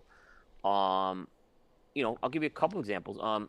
Nat Sherman tried that with Sterling to try to get into that space. Mm-hmm. I don't think they really made great cigar. I don't think they made a dent with it. EP Carrillo now, they're trying to get into that space with the Aura release. That's that $83 cigar they got coming out. That's come out already. There's people trying, and certainly I agree with Nicole's point and Jay's point. El Septimo, they were one of my big stories this year on Cigar Coop. So I'm not discrediting El Septimo. I just said I think when I wrote the article, I actually wrote something saying they're not there yet. They got a lot more work to do. They got to first even get a sales force before I'm ready to put them as even. If they don't have a sales force, they're not going to beat Davidoff. It just ain't going to happen. You need a sales force for those type of items. True. Very true. Yeah. Yep. But anyway, right. so moving on. I think we beat that one to death. Yeah, I think you did. Yeah, But anyway, let's keep going. All right. Like I said, this is all good. This is not meant to pick on anybody here. I know. I love you. So let's go to part 2. And I got to print. Why don't I have part 2 coming up here? I see part 3. Should be right next to it. Part 2. Part 3 came out a lot later, so part 1 Yeah, and part 2. 3 came out. Yeah, I'm actually not seeing it. All right, I see it. I think I see it now. All right, so part 2 is. Nicole asks, isn't he building a sales team? I mean, I believe he is in the process of doing that, yes. He is, but He's just not there yet. Yeah. Oh, I had this. I'm sorry. Jay said, I don't carry Davidoff, and they have no true competition yet. And I agree with that. But Selected Tobacco and El Septimo are definitely showing that Davidoff's long-term position may change. Okay, I see. Who's hot? That's the second one. I got Yep. it now. Okay. So talk about what you meant by who's hot. Now, brands that maybe don't have the same kind of control as the brands that are in part 1, but brands that consistently seem to have some major popularity, cigars that seem to be selling well. You know, you talk to retailers, you ask the question to the retailer, what's hot right now? What are you guys selling? Oh, we're selling, people can't get enough LFD. I know everyone likes to talk about their back order issue, but, the demand is there. When they come in, they go. I mean, they sell them. Dunbarton Tobacco and Trust. I mean, anyone who's been around long enough, if you know about the Saka culture, I mean, Saka has a cult following, and his stuff usually moves pretty well because of the following that he has. It's stuff like that. Now, Saka's not DTT is not a brand that is a controlling company. It's a small company, but it's popular. And in the purveyors, as he likes to call them, that he has, his brands for the most part from the retailers I talk to who sell them, in usually good volume and carry a lot of his stuff, it moves pretty well. The only one that I heard mixed reviews on was the initial, Stillwell Star stuff. But I also heard when the Holiday 2022 came out, that one sold better than any of the other ones. So I think he's onto something with that one. We just talked about United. Again, this is where, United and, Selected specifically, right, is maybe, to Jay's point, it's not a true competitor of Davidoff, but it's if they keep growing and they keep getting bigger and they're in that market, sure, they could be a competitor someday. Those are very popular cigars. They won Alfonso number 4 as our cigar of the year. I mean, they also had the Red Anchor on our list. Those were 2 cigars that we saw at the trade show that I think were among some of the top cigars that came out of the trade show this year. So that's kind of what I meant by that, for example. Okay, and these aren't necessarily big or small companies, right? Right. It's more based on just their general popularity, not so much of what they control. Right. All right. I think for the most part, I agreed with most of this, right? In fact, I agreed with I think every one of them you had listed. Maybe one I just had a little question on. LaFleur, agree with 100% because they made my top stories this year. The NFT thing alone put them red hot this year. Oh yeah. I mean, it did. And Solis hasn't even hit. Solis is just starting to hit the market. So, I agree with that one. Dumbarton, this is a no-brainer. United, I'm assuming United you're including Selected Tobacco. Yeah, it's right? everything under their umbrella. That's a no-brainer. Because other than just Selected, they have some other stuff that's right, hot. Right. Yep. Tatawai is a no-brainer. I think Pete has been re-energized the last couple of years. It's showing. He's just really, he's really in a groove right now. Espinosa, no-brainer. The Guy Fieri stuff alone. Padron, this is the one I was maybe I wouldn't say they're a brand in control, but if you had to find a home for it, I'm okay with this, right? Because they're always a red hot brand, right? Yeah. Yeah, so I was okay with just about all of these here. Padron was between list 1 and 2, but I felt more comfortable with it Yeah. on the hot list because Right. I didn't consider it the same kind of control that the first list had, but it is a brand that you talk to anyone. Yeah. Do you like Padron? I fucking love Padron. Yeah. That's what they say. Yeah. I mean, Yeah. who doesn't really like Padron? Yeah, yeah. Who was missing? I had two companies I thought that were missing here. EP Carrillo and That's true. Jerry. That's and true. Jerry. That's and Yeah. that's true. In Yeah, hindsight, those are the that's two. true. Yeah, those are the ones I thought that were missing here. Now a lot of people may say Foundation, a little short, I think, right now. He kind of was quiet. Now he's getting hot again. So Foundation, I think, certainly could climb onto this list, and they were maybe on this list before. I think Olmec's been a huge hit for them, but I think he's got to climb back in because he kind of took a step back a couple of years. He did. So, yeah. He still makes great cigars, but it's just there was a period where there just wasn't much going on, and in that time, Yeah. and we've seen this time and time again. If a Yeah. brand goes quiet for a little bit, well, what happens? People are gonna still smoke, but they're gonna find Yeah. something else. Yeah. Yeah. So, but you're right. I think he definitely has all the potential in the world Totally. to be on someday. Yeah. I think Jerry, like I said, what he's doing with the factory right now, Husto and his father, they're really starting to start mixing stuff for other people. Their brand's really taken off. EP Carrillo, really not much we could say. People know about them, but when you get 2 #1 cigar years from Cigar Aficionado, it's going to give you some pedigree. There's just no way around that. So, See, Jay Davis disagrees with you on JRE. He said JRE is slowing down. I think they're cooling off. but they're building another part of their business right now. So I maybe the brand I understand what you're saying about the brand piece, but they just signed that big deal with Oliva to do Cuba Aliados. So they're starting to really flex their muscle in terms of their factory capabilities. And don't forget, I wouldn't put them in control yet. That's what I'm kind of saying. But that's what my point is. I think that's why I asked at the beginning: is this just company, or is it were we including factory in that? Because I thought that was a very important thing. And Skip says AJ Fernandez gets credit for the Olmec. I think Nick would disagree with you. I think Nick would give AJ credit, but I don't think Nick would. I think Nick was going to take his side of the credit too. Yeah, I mean Nick puts a lot into it on his end. There are a few guys who go into AJ's factory. And Nick's coming on this week too. Maloa? Yeah, he's coming on with Nice. us. Yeah, we have him coming up in late February. So, yep. Nice. Yep. Have you had Nick on yet? Not yet. Well, he's a great interview. So, yeah, that's a good show. Looking forward to that. Very He's had a big excited. year. He's had a very big year next year, Nick. And, he needed, I'll tell you a funny story, okay, about Nick. And then we'll go to the next part of the list. So, Dojo does that buy, sell, and hold stock market show. Yes. So, I've been on a couple of them. Like, this group's kind of we've done a few of these. And about a year ago, we did one of these. And Foundation comes up, right? Everyone says, sell Foundation, Nick's on the downslide. All of these guys, I get on there, I said, buy. I said, this is Nick Malo we're talking about. This is Nick Aragua, right? This guy knows what he's doing, right? He had I think the pandemic may have hit him a little harder than other people, business-wise. And I said, he's coming back to roar like a lion. And look what happened a year later. So, I mean, I think he's going to be on this list again. He's got to get back on there.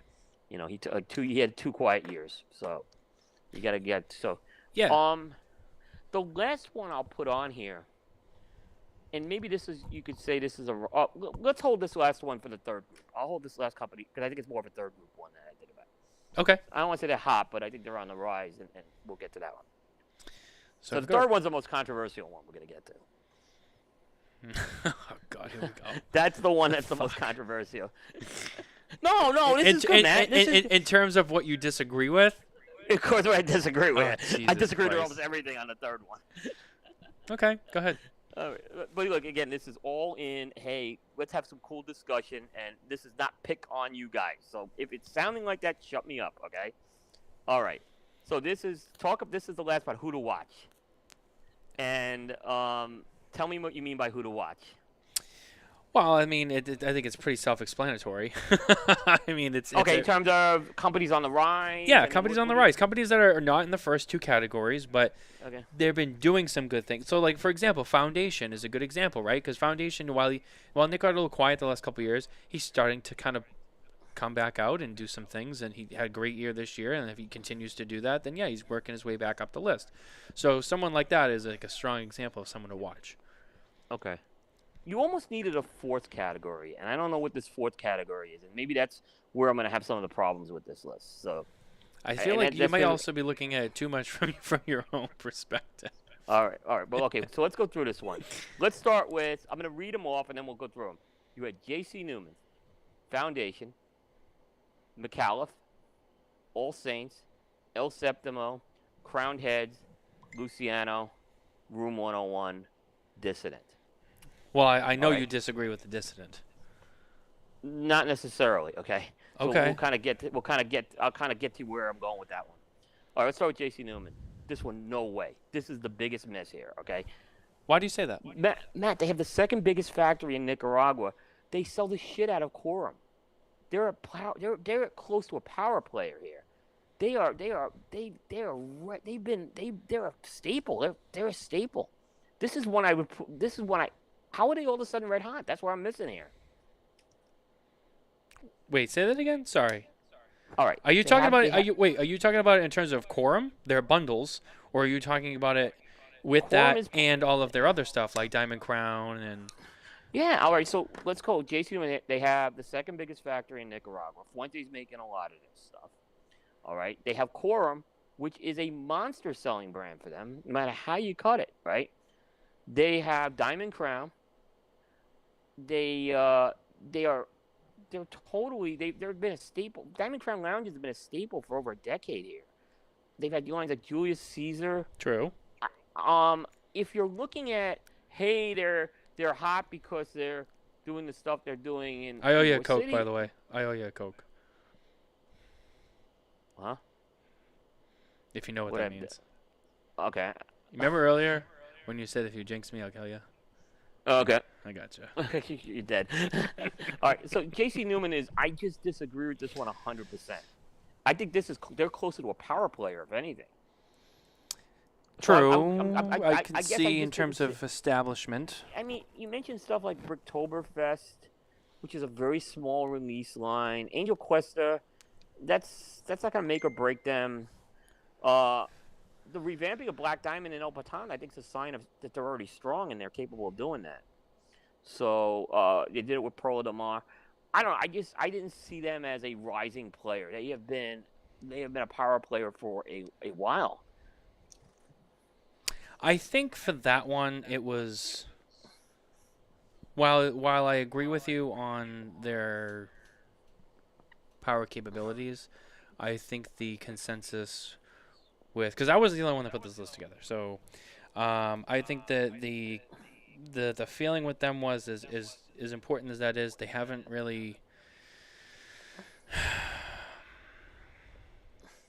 Maybe, you know what, and maybe they should have been in the control aspect because of everything you said, and regardless of everything that I'm about to say. But I feel like maybe where maybe some people thought that they lost some, what's the right word I want to use?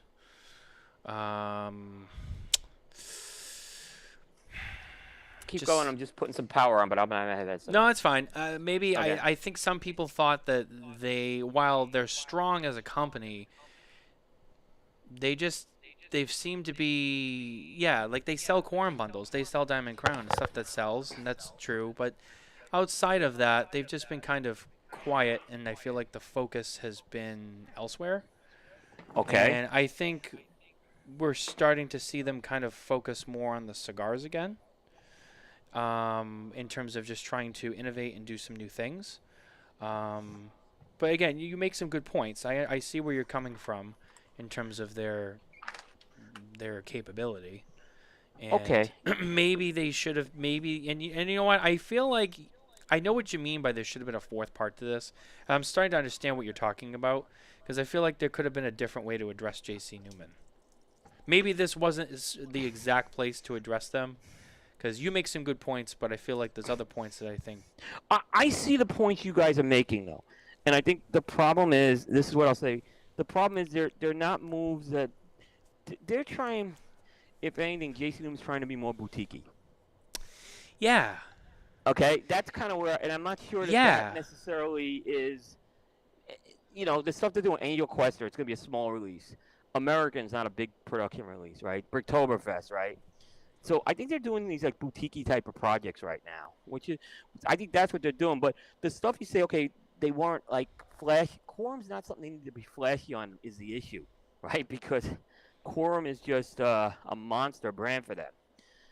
So, and Diamond Crown, the same thing. Those things are like on autopilot. They don't need to. That's why they don't really need to do much. But they're trying to do these other things, I think, to be more boutique-y. But I don't think a lot of these moves are necessarily going to really. That's what I'm saying. I think I see where you were coming from with some of that. I do. But I guess I looked at it from like Quorum. And I'll be honest with you, I didn't really think of the Quorum aspect of it. Yeah. I'll be transparent about it. No, that's okay. That's okay. Because we don't think about Quorum because we're so focused on this. I'll just the more premium space, right? Where that's a bundle cigar, that's a mixed filler thing that they do. But I know, for example, like again, when Timmy was working retail, like he just said, I can't keep Quorums in stock. It's like there's people they sell a boatload of that stuff, right? So and they have a big factory. So they're working with Fuente. Fuente's just not partnering with anybody. So I see where you were going with that one. So I think I understand where you came from. I think it was like I said. I think we looked at it from. You know what I think it is? The answer to the J.C. Newman problem is I think we looked at it from different angles. Yeah, we did. We looked at it from different angles. Yeah. Yeah. It's not that they're not a bad company. I don't think that they're not capable. Obviously. Yeah. I think we looked at it. I looked at it more as like I feel like they've gone. The feel as a brand has gone more small projects. You're looking at it as, well, they already have existing stuff that's strong, and that's true. I mean, but again, then Davidoff didn't make the list, and Davidoff is still. This kind of goes back to the Davidoff thing again. It's like, yes, Davidoff is still a very big, important company, but again, I think the same problem there. I think we looked at it from different angles. I think I looked at it more of like, wow, what is their current status at, and where do I feel they are? And when I talk to people, how do people talk about Davidoff? And I think you looked at it more in just the solid logistical way on paper. Yeah. I think that's exactly how I looked at it from more of the social aspect, what people say about the brand, and you kind of looked at it as, well, what do they look like on paper? Which are very different conversations, and that's fair. But I think that maybe that's where the disconnect is. Yep. All right, Foundation, no problem with it being here. In fact, I think, like I was saying, if it needs a home, they certainly have been hot, especially this year. McAuliffe, I have no problem on here either, what they've done. All Saints. I don't think they're there yet. I think they're heading in the right direction. I think the brand's getting traction. I just don't think they're hot at that point yet to be in this category. I think they. Well, they're not. This isn't the hot list. This is the list that maybe they're not big yet, but. Okay, I don't know if yet I've seen enough to say that they're going to make them. Okay, it's the watch list. So let me rephrase that. I think they still have some work to do before I'm ready to say they're going to go next. Like I look at all these companies saying they're going to go next level. All Saints, I still think they have to kind of work on getting their core lines in more stores. That's where that's I think the basic what it comes down to. There's not enough stores yet. He's done an amazing job. There's no question about it. Okay, that's a fair point. Yeah. Both the stores that do carry him, great things. Yeah. But yeah, so that's where I'm going. If you want to, there are other companies I would have put ahead of this one. Is where I'm kind of saying. But okay. I think Mickey's trending in the right direction. I want to be very clear on that. But is Mickey in the same sentence as McAuliffe and Foundation? That's kind of where I'm kind of going with that. I'm not sure I'm trying to read one of the comments and understand the intention of it. I'll give you an example of like a company I would have put ahead of this one. Okay, sure. Is Cavalier. Okay. Like they're making some. They're making. You got to watch them because what they're doing with their factory and their distribution. They still have some more work to get in stores too. But I think there's some moves behind the scenes that I would put that ahead of them. I still think you got to put Ferio Tego in this category, ahead of All Saints, because they have these established legacy brands right now. So I would put that one ahead of it for sure. Oscar Valadares is the other one. That was the one I was debating even putting in the hot, but I think they're in the watch. Oscar's making huge moves, right? Because again, and I'm looking at it different, Matt. Okay, you maybe look at that product. Oscar, for example, he's got a factory operation that's huge. He's expanded his distribution, and now he's bought a lot of farmland down in Honduras. So I'm like, again, I kind of look at him and I'd say he'd be ahead of Mickey Peg. I think Mickey's just got some more work to do. I think, before I would put him in the same category. So I don't know. Maybe that's where I had the problem with Mickey. It's not that I don't think he's a company to watch. I think this is others ahead of him. I think you looked at it more as he didn't have more outside of just the brand. Yeah. In terms of assets. Yeah. Okay, I could see that. That's fair. It's a fair point. I still think that it's a brand that I see getting a lot of traction, and I hear a lot of good things about. Oh, look, he's done amazing cigars. There's some reviews coming out on Coop. He's landed on my list. He's been on your list a couple of times. He's been on a lot of people's lists. The quality of the product is there, and he's doing things the right way. And he's done a grassroots movement campaign, like I've seen. This is a guy who launched his brand in a pandemic, right? So, you know what? Maybe that's something enough to say he should be watched of what he did in the pandemic. You want to say I can live with that one. You know what? I can live with it. Okay. I think Mickey's still got some more work to do than the other, but I'll live with this one. I'm going to say this one should be there. But like I said, I mentioned some of these other companies that I think should have been there too. Okay. Yeah. All right. So who else do you not like on the list? All right. Who do I not like? El Septimo, I'm fine with. Crown Heads. They've been around. Matt, they were a company to watch 10 years ago, and they built. Crown Heads is not they're here. They've arrived. I mean, they've just been around for so long. I'm not sure why they're hot all of a sudden. What do you mean? Why they're hot all of a sudden? What in terms? I'm sorry. Why I keep using hot. Why would they're a company that's been on the radar for a long time, and I think they're close to even being a hot brand. They do TAA cigars. This company, this is a company that's already, the TAA's paying attention. They've been doing TAA cigars for 8 years. I think Crown Heads was one that, again, brand wise,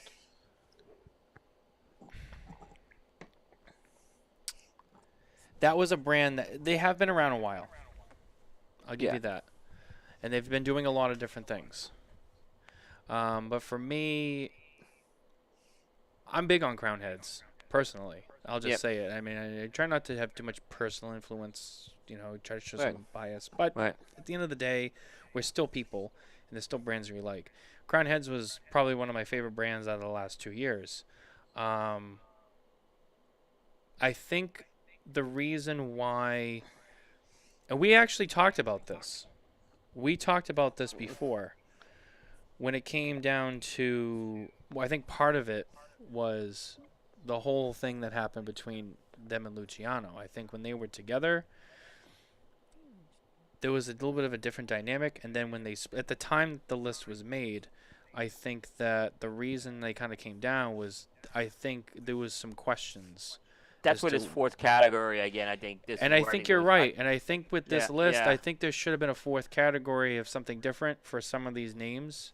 Right. Because there's points on both sides. Right. Where yes, you're right. I think there's a fourth category that should have been created. Yep. Because I think there's been good points on both sides. But like I said, when at the time the list was created, and I said from the beginning, the list can always change. It can change day to day, technically. But it could. At the time, I think everyone was very skeptical about it because Luciano's right on the list too. They're next to each other. By the way, I think Luciano should be on the list. By the way, that was one I think he should be on the list. Yeah, but I think at the time when they split, I think it was a time when a lot of people were like, "Well, what's going on here now? Like these companies everything's getting kind of pulled apart." Yeah. So I think it was kind of like, well, how does this affect everybody now? And we talked about that a lot on previous shows. Yeah. And I think that's where a lot of that came from. Because I don't discredit what you're saying. You make good points. And I know they've been around for a while and they've done some good things. But I think at the time when the list was made, a lot of it was, okay, well, is this going to change anything for them? And I guess I took it different. They were so well established that I thought they had less to lose than Luciano had to lose. And I think that's true. Yeah. I think that's true. I agree. Yeah. Look, I think they definitely were in the better position. Their partnership, and I wrote this in my year-end article. It was a shame that it had to come to an end because I thought it was beneficial to both parties. Like Crown Heads was getting some really good stuff when they were working with Luciano, and his prime in the factory. Whoever owned the factory, I'm not going to get into that, but and then on the other hand, I think Luciano was definitely benefiting from the distribution piece of Crown Heads.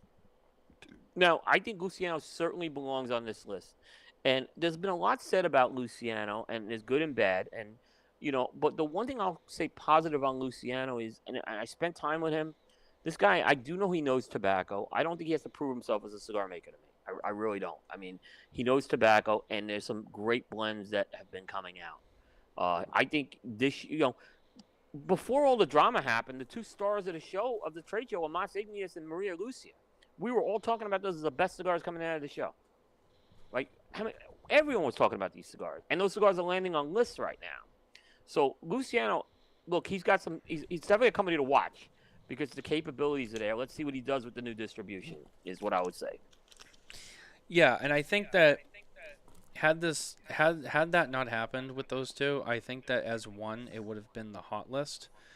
And so I think, again, to reiterate, I think that when at the time the list came out, it was in the heat of that. And I think that kind of was, and I don't think I'm the only one that thought it. It was kind of like, well, what's going on now? And, how does this shake everyone up? And I think they came down because it was like, and again, not to discredit that they're not good brands, especially Crown Heads. But it was just kind of like, well, what's going to happen? I think that at this point I think Crown Heads is going to be okay. And I think Luciano's more of one to watch. But yes.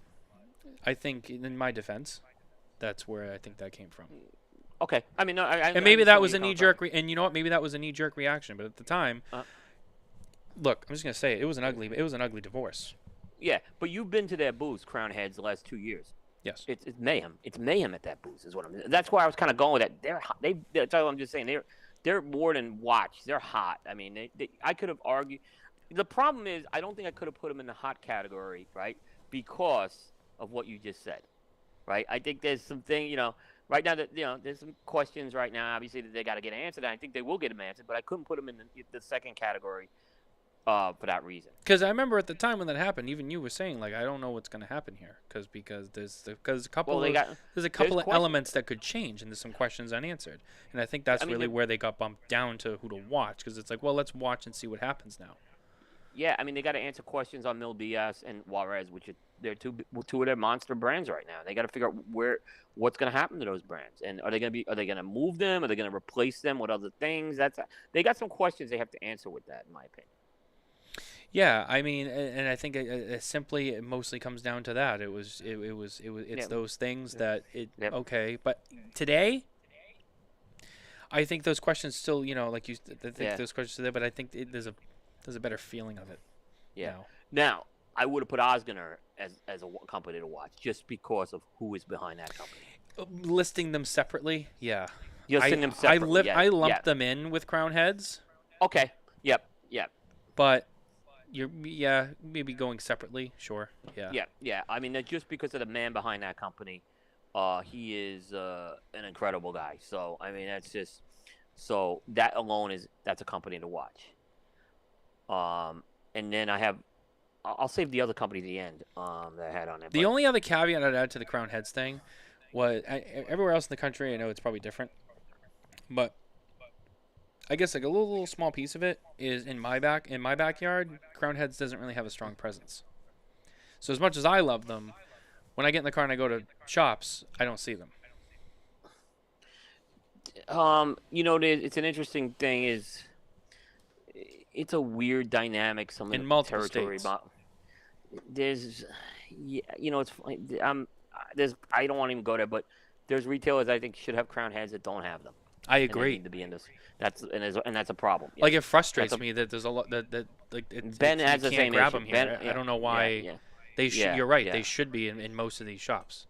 Yeah, they should be in these shops. Because like I said, go to that booth and you can see it's mayhem. And like I said, when I put out Crown Heads news story, it does well. So, when I do a Crown Heads review, it does well. So, I love their cigars. Personally, yeah, I do too. I think they are great. But the other, like I said, the only other small caveat I'd add to the Crown Heads thing is, for me personally, when I try to look at it from, take all this away, I'm just gonna get my car and go to the cigar shop like everybody else. I want Crown Heads. I can't really find a lot of it. There's some cigars that have. There's some shops that have like 1 or 2 lines, but for the most part, like, Yep. one of the shops brought some more pieces in this year. Yep. But I mean, traveling around, I didn't see a hell of a lot of Yep. But I will say Miguel's doing an incredible job with that sales team. So this is not a Miguel thing. No, I agree. By any means, yeah. This I is not agree. a Miguel thing. Yeah, they should just be in more shops. Is what I'm just gonna say. They should be. Yeah, it's nothing against Miguel or anything like that. And and again, it also comes down to the retailers too. I mean, they're the ones that are gonna buy it. Yeah. So. All right. So else you this got, next Coop? one, this next one's a technicality why it shouldn't be on the list, and that's Room 101. They're not a company anymore. Well, if you read what I wrote. I did, and I think you were more about Matt Booth than Room 101. With that. Well, it was more about I did address the situation. So while they're not their own company anymore, it's still a brand name, and as a brand name, I'm curious to see where it goes now that General has it, because I've talked to 50% of the people I talk to say General's going to blow this brand up, and I hope it does. The other 50% of people I talk to say, we'll see. In a couple of years, they might just put it into a folder with all the other names that they've acquired over the years. And those are valid questions, and it's certainly, like I said, I can see watching it for that reason. I just feel like, well, they're not really a company anymore at this point. I mean, Matt's off doing That something was more. and stuff. That was more of like not an honorable mention, because I don't want to say it like that. But it was a way to address something specifically. Okay. Like okay. I don't know where this is gonna go. Does that make sense? It was very interesting because I said to the team when we were doing our company of the year voting, if the company's not in existence anymore, they're not a company. So Matt sold the company. Now it has to be everything goes on as CJ. I think I understand what you're saying. You were trying to address, and those are valid things that need to be watched. So I understand that part. This was more of a technicality why I didn't have it on the list. So that's kind of why that was there like that. Yeah. All right. What's next? The last one's Dissident. And then I have one company that needs to be on here. At least one, but all right. Okay. So Where let me kind of go with this. Why was Dissident, first of all, and this is not the other company I was referring to. Is Dissident hotter than Black Label Trading Company or a company to watch more than Black Label Trading Company, which is the Oveja Negro brand? That's my question. Well, we've talked about this recently. All those brands come out of the same factory. They're distributed by the same people. Yeah.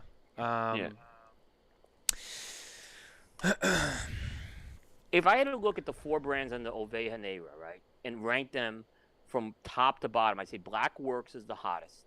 Black Label's second hottest. Dissident is third. Emilio's fourth. That's how I look at that right now. Okay. I just think, and here's the other thing.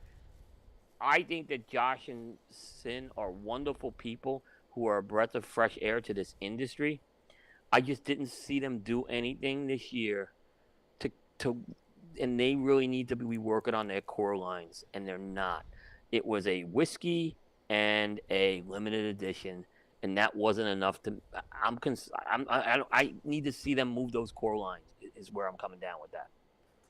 I need to see them build those core lines back up. Then, because I don't think they have the traction with the core lines that they should, because they're good cigars.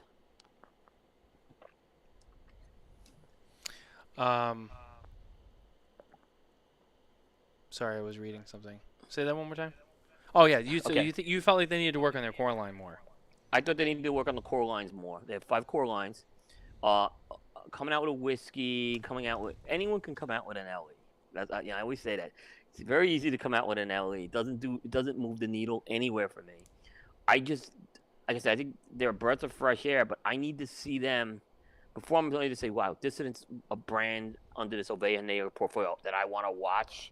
I need to see them do something with the core line before I'm ready to move the needle. And by the way, the core line has been also a little bit of a thorn with Black Label. They've recently started adding to their core line with like porcelain and stuff like that. But I need to see Dissident kind of do more than a whiskey and a limited edition. Which, like I said, anyone can do a limited edition.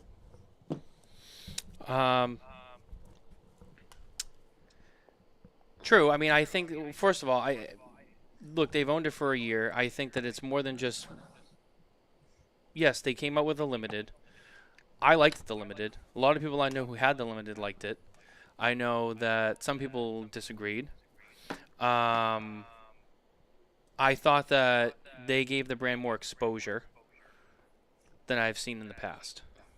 Okay. So I saw them as, maybe to your point, maybe they need to work on the core more, but I felt that they gave the brand a better exposure, more attention. I think that they're still doing things that... Look, the previous owner dropped the ball on this company. And I'm ready to... I mean, when you just disappear, they've kind of at least kept this brand in people's face over the past year. Yeah, I know. They kept this brand awareness over the past year very well compared to the previous owner who just disappeared. So, yeah, I mean, I understand that part, too. So, to what I saw from them was, I saw them making an effort to give more recognition to the brand, promote the brand more, work with the brand. I know they have more ideas and things that they're working on. I think they are going to work on the core line more.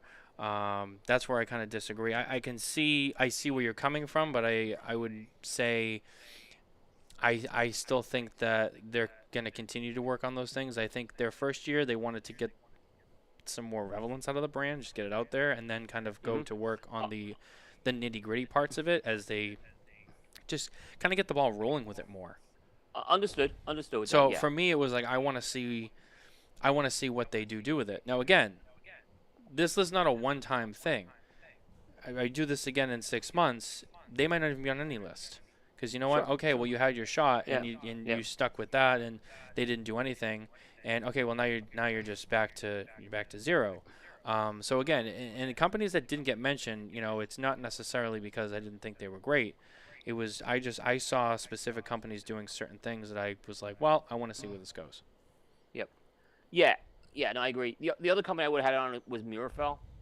I understand they're still they're so new. I can understand maybe. Yeah, I didn't put them on there because of that. It's too new. It's way too fresh. Yeah, I mean, but they're definitely something I'm watching to see what Jeremiah. That's a distant watch. It's a distant watch, but they're now they're just starting to land the product in the store. I think when you did this, the product wasn't even in the store. Yeah, it wasn't. I'll give it. Yeah, so understood that. But good job. It was a good job. And I know, like I said, I appreciate you jousting with me a bit on some of this, so I appreciate it as well. Good job. Like I said, very different than what I did, and I'm curious to see where you guys go with this in the future with it as well. So again, a lot of the stuff that you said, I could see some of your points. Some of them I disagree with, but at the same time, I think we did look at it differently. I think we looked at it from different point of views. Well, I think the J.C. Newman one was a great example of that. And I when you said a couple of things, I said, okay, I think I see where you were going with this. And it goes to paper versus, me. I was looking at things more on paper with that one. I think, and same with Oliva. I think I looked at that more on paper. Yeah, Oliva's another one. I mean, and that's the thing. Like on paper, there's a lot of companies that should be on certain spots, but I tried to look at it from more of the pulse that's actually going on out there. The conversations I have, things I see. I talk to retailers, I talk to other, I talk to consumers, other people in the media, and there are certain brands that got to certain places based on those conversations because of specific things. Now, that's not to say that you didn't say things that are important. And there's things you said that I kind of disagree with, but at the same time, it was all about the perspective. I think there was a different perspective across the board when looking at it. Yeah. Yep. Jay had a question about Placencia. They were on the in control list. Matt had them on there. Yeah. So so they were addressed. They were just we didn't really spend time because I agreed with that one. Yeah, they were in part 1. Yeah. Yeah. So really, I mean, that's really what the list came down to. And like Yeah. I said, that Yeah. list is very contingent on it can change at any time. Yeah. It was more of that. So these lists were supposed to be like a snapshot. Yeah. Like a snapshot in time of more of a relevance. I understand where you came from on the paper aspect of like how they look on paper, and that's not to say that they aren't good in those aspects. It was more of kind of how they're received, you know? Yeah. From not just the media people who know everything, but from maybe other people who don't know everything, and then the retailers who deal with them. Yeah. So there's multiple avenues when talking about it. Exactly. So that's really where it came down to. Yep. Well, good job. Like I said, good job. Appreciate you letting me give some feedback. And like I said, that's not a reflection on. There was a lot of hard work I know put onto that. So certainly I want to That was the first time we ever did that list too. So it's you know. Yeah. We plan on doing it again every 6. We want to try to do something like that every 6 months. So in 6 months we'll give it another go, which I think is probably like June, July. Probably right around the trade show. Right around the trade show. I think it'll be good. So it will be good as well. And the trade show time's an interesting time too, because that's when companies, really start to talk about what changes they are making. So I think that's a very important time of the year too. Yeah, I think it is very important. Where you're right, there's going to be, and you see moves come in and out of the trade show, which is, I don't know, when we did a top 10, it was a little different what we did. And so we just did a top 10, and Bear and I had the same 11 companies. Like, we actually had 11 companies. So if you went from 1 to 11, we had all the same companies. Different order, but. Different order, yeah. But we both had Druid State number 1. He had Fuente 2, I had Perdomo 2, but I had Fuente 3. So it was very close. I mean, they were very close. Another question I wanted to ask you. I know that in previous conversations you haven't really been 100% yet. Is not just you, but is anyone from Cigar Coop going to be at TPE? We don't know yet. Okay. As of now, no. That could change. But the issue was why I am not going to be there is Pro Cigar is a very important thing to cover on Cigar Coop. It gives us access to people in the industry that we don't get access to 361 days a year, namely the people on the production side of things in the Dominican. So that's why that decision was made to go to Pro Cigar. And the same time, there's not as many. If this was PCA versus Pro Cigar, I'd be a PCA. So obviously, the same thing. I'm going to Puro Sabor later this month, right? The end of the month, and that again, it's giving me access to the production people that I just don't get access to. And that's an important part of what we do too. So so right now, no, but that we're working on some things, and that could change. No, I was just curious because I mean I know you don't really want to get into the end of the year stuff yet, but I was one of these shows, and I know it's coming up, is kind of a brief preview of what to see from TPE. Now, even if you're not going, we're gonna cover TPE from a distance. Yeah. So we're gonna be doing product coverage like we always do. We will probably have like some media. We'll have something with the media guys who were there, I'm sure. We'll do stuff here. So the TP is getting covered. This was just a very difficult. I mean, this was one of those truly very difficult decisions to make. It really was. It really was. And I wish I could have, done it another way. So and there's a lot of costs involved with these things too. So we have to weigh that out too. Oh yeah, absolutely. Well, I wanted to ask you is just kind of like an early prediction of in your and I know TP is not PCA, it's a very different show, but from anything available, what do you expect to see from TPE, and what do you not expect to see from TPE? Maybe specifically from certain people, highlights. Yeah, I think TP's on a trajectory that was good last year. There were more new products that came out at that show than ever. So I think we'll see that. I don't think we'll see it at the PCA level by any means, but I think we see more new products. You just talked about some stuff that Gurkha's doing there. Aganorsa has announced some stuff. Yep. Drew Estate's going to be there. It's still their primary trade show. Yep. So they don't go to, I they don't go expect to Drew PCA. Estate to do something big at that trade there. I'm sure that's going to be a big push for Blackened, but I think they've got to have something else up their sleeve with that. So I would look at them as someone who's made a big commitment there. The other company that I know is putting a lot into TPE is Altadis. So I think Altadis is another company to watch. They're putting a lot into the trade show. Davidoff in general have not so much. They're there. Davidoff doesn't even focus on white label stuff. They focus on Avo and Camacho. True. And then I still have yet to figure out why STG, what they. Did we lose Coop? Uh-oh.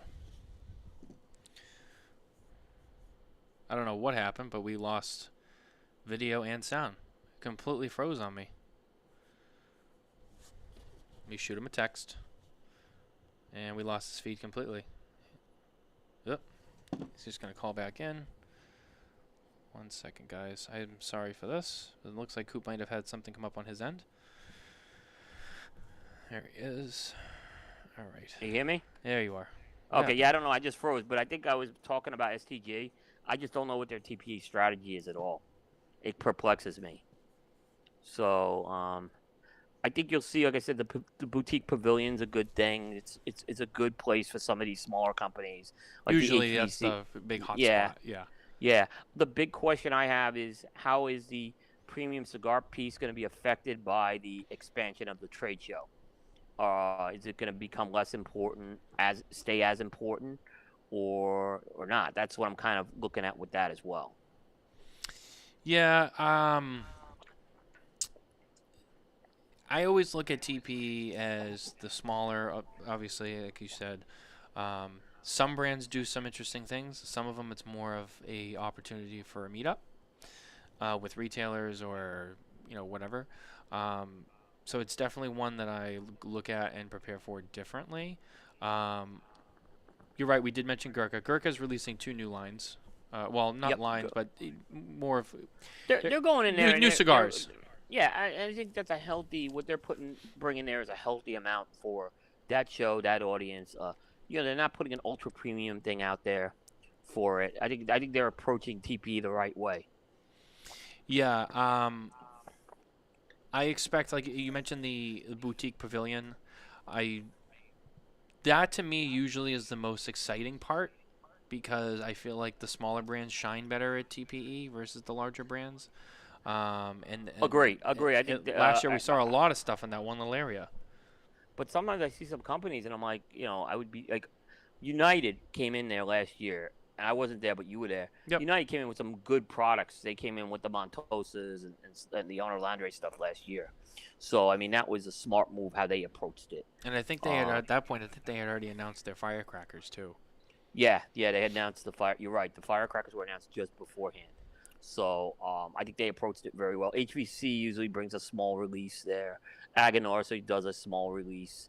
It sounds like Aganorsa is going to be focusing on they got some stuff they're going to be focusing on with the show, some of the rebranding and stuff. So I think there's a lot. Yeah, this boutique pavilion's always interesting to watch. I know they've made improvements to the boutique pavilion since I've been there, and I know it looks a lot nicer right now, and just they've done some things with it. JRE is another one that uses that as well. I don't know if they're going this year to TPA. But. Well, I was going to say, looking at the map, and I could be wrong, but looking at the map, it seemed like more brands were coming this year than we saw last year. Well, Fuente's going to be there this year. Yeah, Fuente's going to be there. That's one. Yeah, yep. And I could see Fuente being there. I think it's good that Fuente's there. I think it's good that, maybe, because they do have some stuff that can address some of the space that they're going in. So that's true. Curly Heads. Why not put Curly Head out there and try to get some people, get orders on Curly Head? Yeah. Yeah, that's true. J.C. Newman was there last year, but again, quorum. Take quorum orders. Yeah, so do they need to put? I mean, I don't think they should put the Angel Questers out there. That's where I'm going with Jason Newman. Yeah. I think that's more of a PCA thing you do. That's true. So, yeah. So I mean, like I said, it's this year. Last year, I kind of knew the situation going on with my dad and stuff like that. And I knew I was going to need to take time off, and I needed. So that was why I didn't go last year. And the year before was COVID vaccines were the issue. Yeah. So that's true. so it's unfortunate. So we're gonna see. I'm gonna be talking to the Coop people in the next couple of weeks, but you know, things could change on my end with Pro Cigar. So we are registered right now. Yeah, we're registered. We're set to go. We will be there. And then, of course, PCA is, in July, which is a very different show. And we'll talk about that in more length. Are you gonna be doing a PCA type of coverage for it, where you are gonna interview everybody, or not? Yeah, for the most part, we will. Okay. Yeah, that was something we weighed out, and we didn't think there was enough new product for us to make it worth doing 60 videos. But that's just how Coop. Again, Coop, Smokin Tabacco. How about this? Everyone has a different focus, so that's not to say it's wrong to do that either. So, what the part I really will miss about TP is seeing everybody, obviously seeing you guys, and it's a much more relaxed atmosphere. So, I'm just hoping I get a seat at dinner at Pro Cigar. So that's. If anyone has a table, they want. Your concern is dinner at Pro seat. Cigar. That's all. That's your big thing right now. I need a table. Look, I don't have to. You can put me, you can put me in off to the side or something. But yeah, if I have a table, I'm very happy. So I am begging for a table. Justin, if you're listening, yeah, I'm open for a table, Justin. I don't think Justin's listening though. So Maybe they'll put you with the kitchen staff. Yeah. I mean, they you got a place to there sit. is seating. Well, there is seating, but it's like bar seating way in the back is what I've had. So I'm hoping that could be. But I'm really glad that they invited me, and I'm grateful that they invited me. So I don't want to pick on them. They really they are so accommodating. And this year they had a few people change roles, but they've been very accommodating the last few weeks. So as well as the Pro Sabor people. So. And you, the other thing too is you said you're going to Pure Sabor, which will be interesting. That's a couple weeks. That's first week of February. 23rd. Oh, it's January. Okay. It's January. Yeah. It's so that. And where is that hosted in Nicaragua? It starts out in Granada. Okay. And then moves up to Esteli. Okay. I've never done Pro Sabor, so there's not much I can comment on it. So this is my first one I'm doing. This is the first time I got an invite this year. And you also recently went to Mexico City for the Casa 1910 experience. Yep, we were talking about that last time. Yep, so Yes. Casa, yeah, so I'm doing some international travel, which is why I took some downtime when I did from the podcast. So I reset up the studio for this tonight, and I have another week we're taking off from the other shows, and then we're going to be getting back into the swing of things the following week. So so you have Nicaragua, you have the Dominican. Yep. And then you're going to the Great Smoke. Yep. And then you'll be at PCA. Are there any other noteworthy visits that you will be making? There'll be another Miami visit in there at some point. Yeah, there will be a Miami visit for me as well. I have not been to Miami, by the way, since before PCA. That's right, because you were down there. Yeah, I haven't been down there. I'm just trying to think, was I down there? No, I don't think I was down there beforehand. Yeah, so it's been a while. And then I did the Boston trip, which was... That's true, you before were up here. Yeah, but that was not cigar related originally, so... No. So yeah, there's a lot. Definitely, I mean, tomorrow I'm getting another booster shot for COVID, so I'm going to be doing that. So folks who are looking for number 1 and number 2 cigars of the year, the purpose is going to be delayed. I have my COVID shot in the morning. So yeah, it's good. Yeah. Well, I think that's gonna do it for this week. Good show, man. Thank you very much. I want to leave it at there because, like I said, we're gonna have more coming up to cover, so I don't want to get too far ahead of ourselves. We still have the end of the year stuff. There'll be probably a little bit more TPE stuff as well, and then at some point, we're gonna cover. We'll do a little bit on Pro Cigar, obviously. And then after that, we'll be getting into the deep part of the spring, and we have the fundraiser coming up too. So there'll be all of that going on, which we're working on now to get that ready for announcement soon. And then after that, it's almost PCA preseason. So there's a lot going on. Yeah, oh, it's gonna be goes very fast. Yep. It does. It goes really fast. So, guys, thank you once again for being with us tonight. If you're watching and listening with us, if you're listening to us later or watching to us later, thank you. And as always, please like and subscribe. And if you get your podcast, wherever you get your podcast, don't forget to subscribe there as well. And visit smokintabacco.com for all news and updates, reviews, and updates on our fundraiser at smokintabacco.com. Coming up soon, too. Yep. Yeah, it's coming up. Very excited. And with that, we'll see you next week. Take care, guys.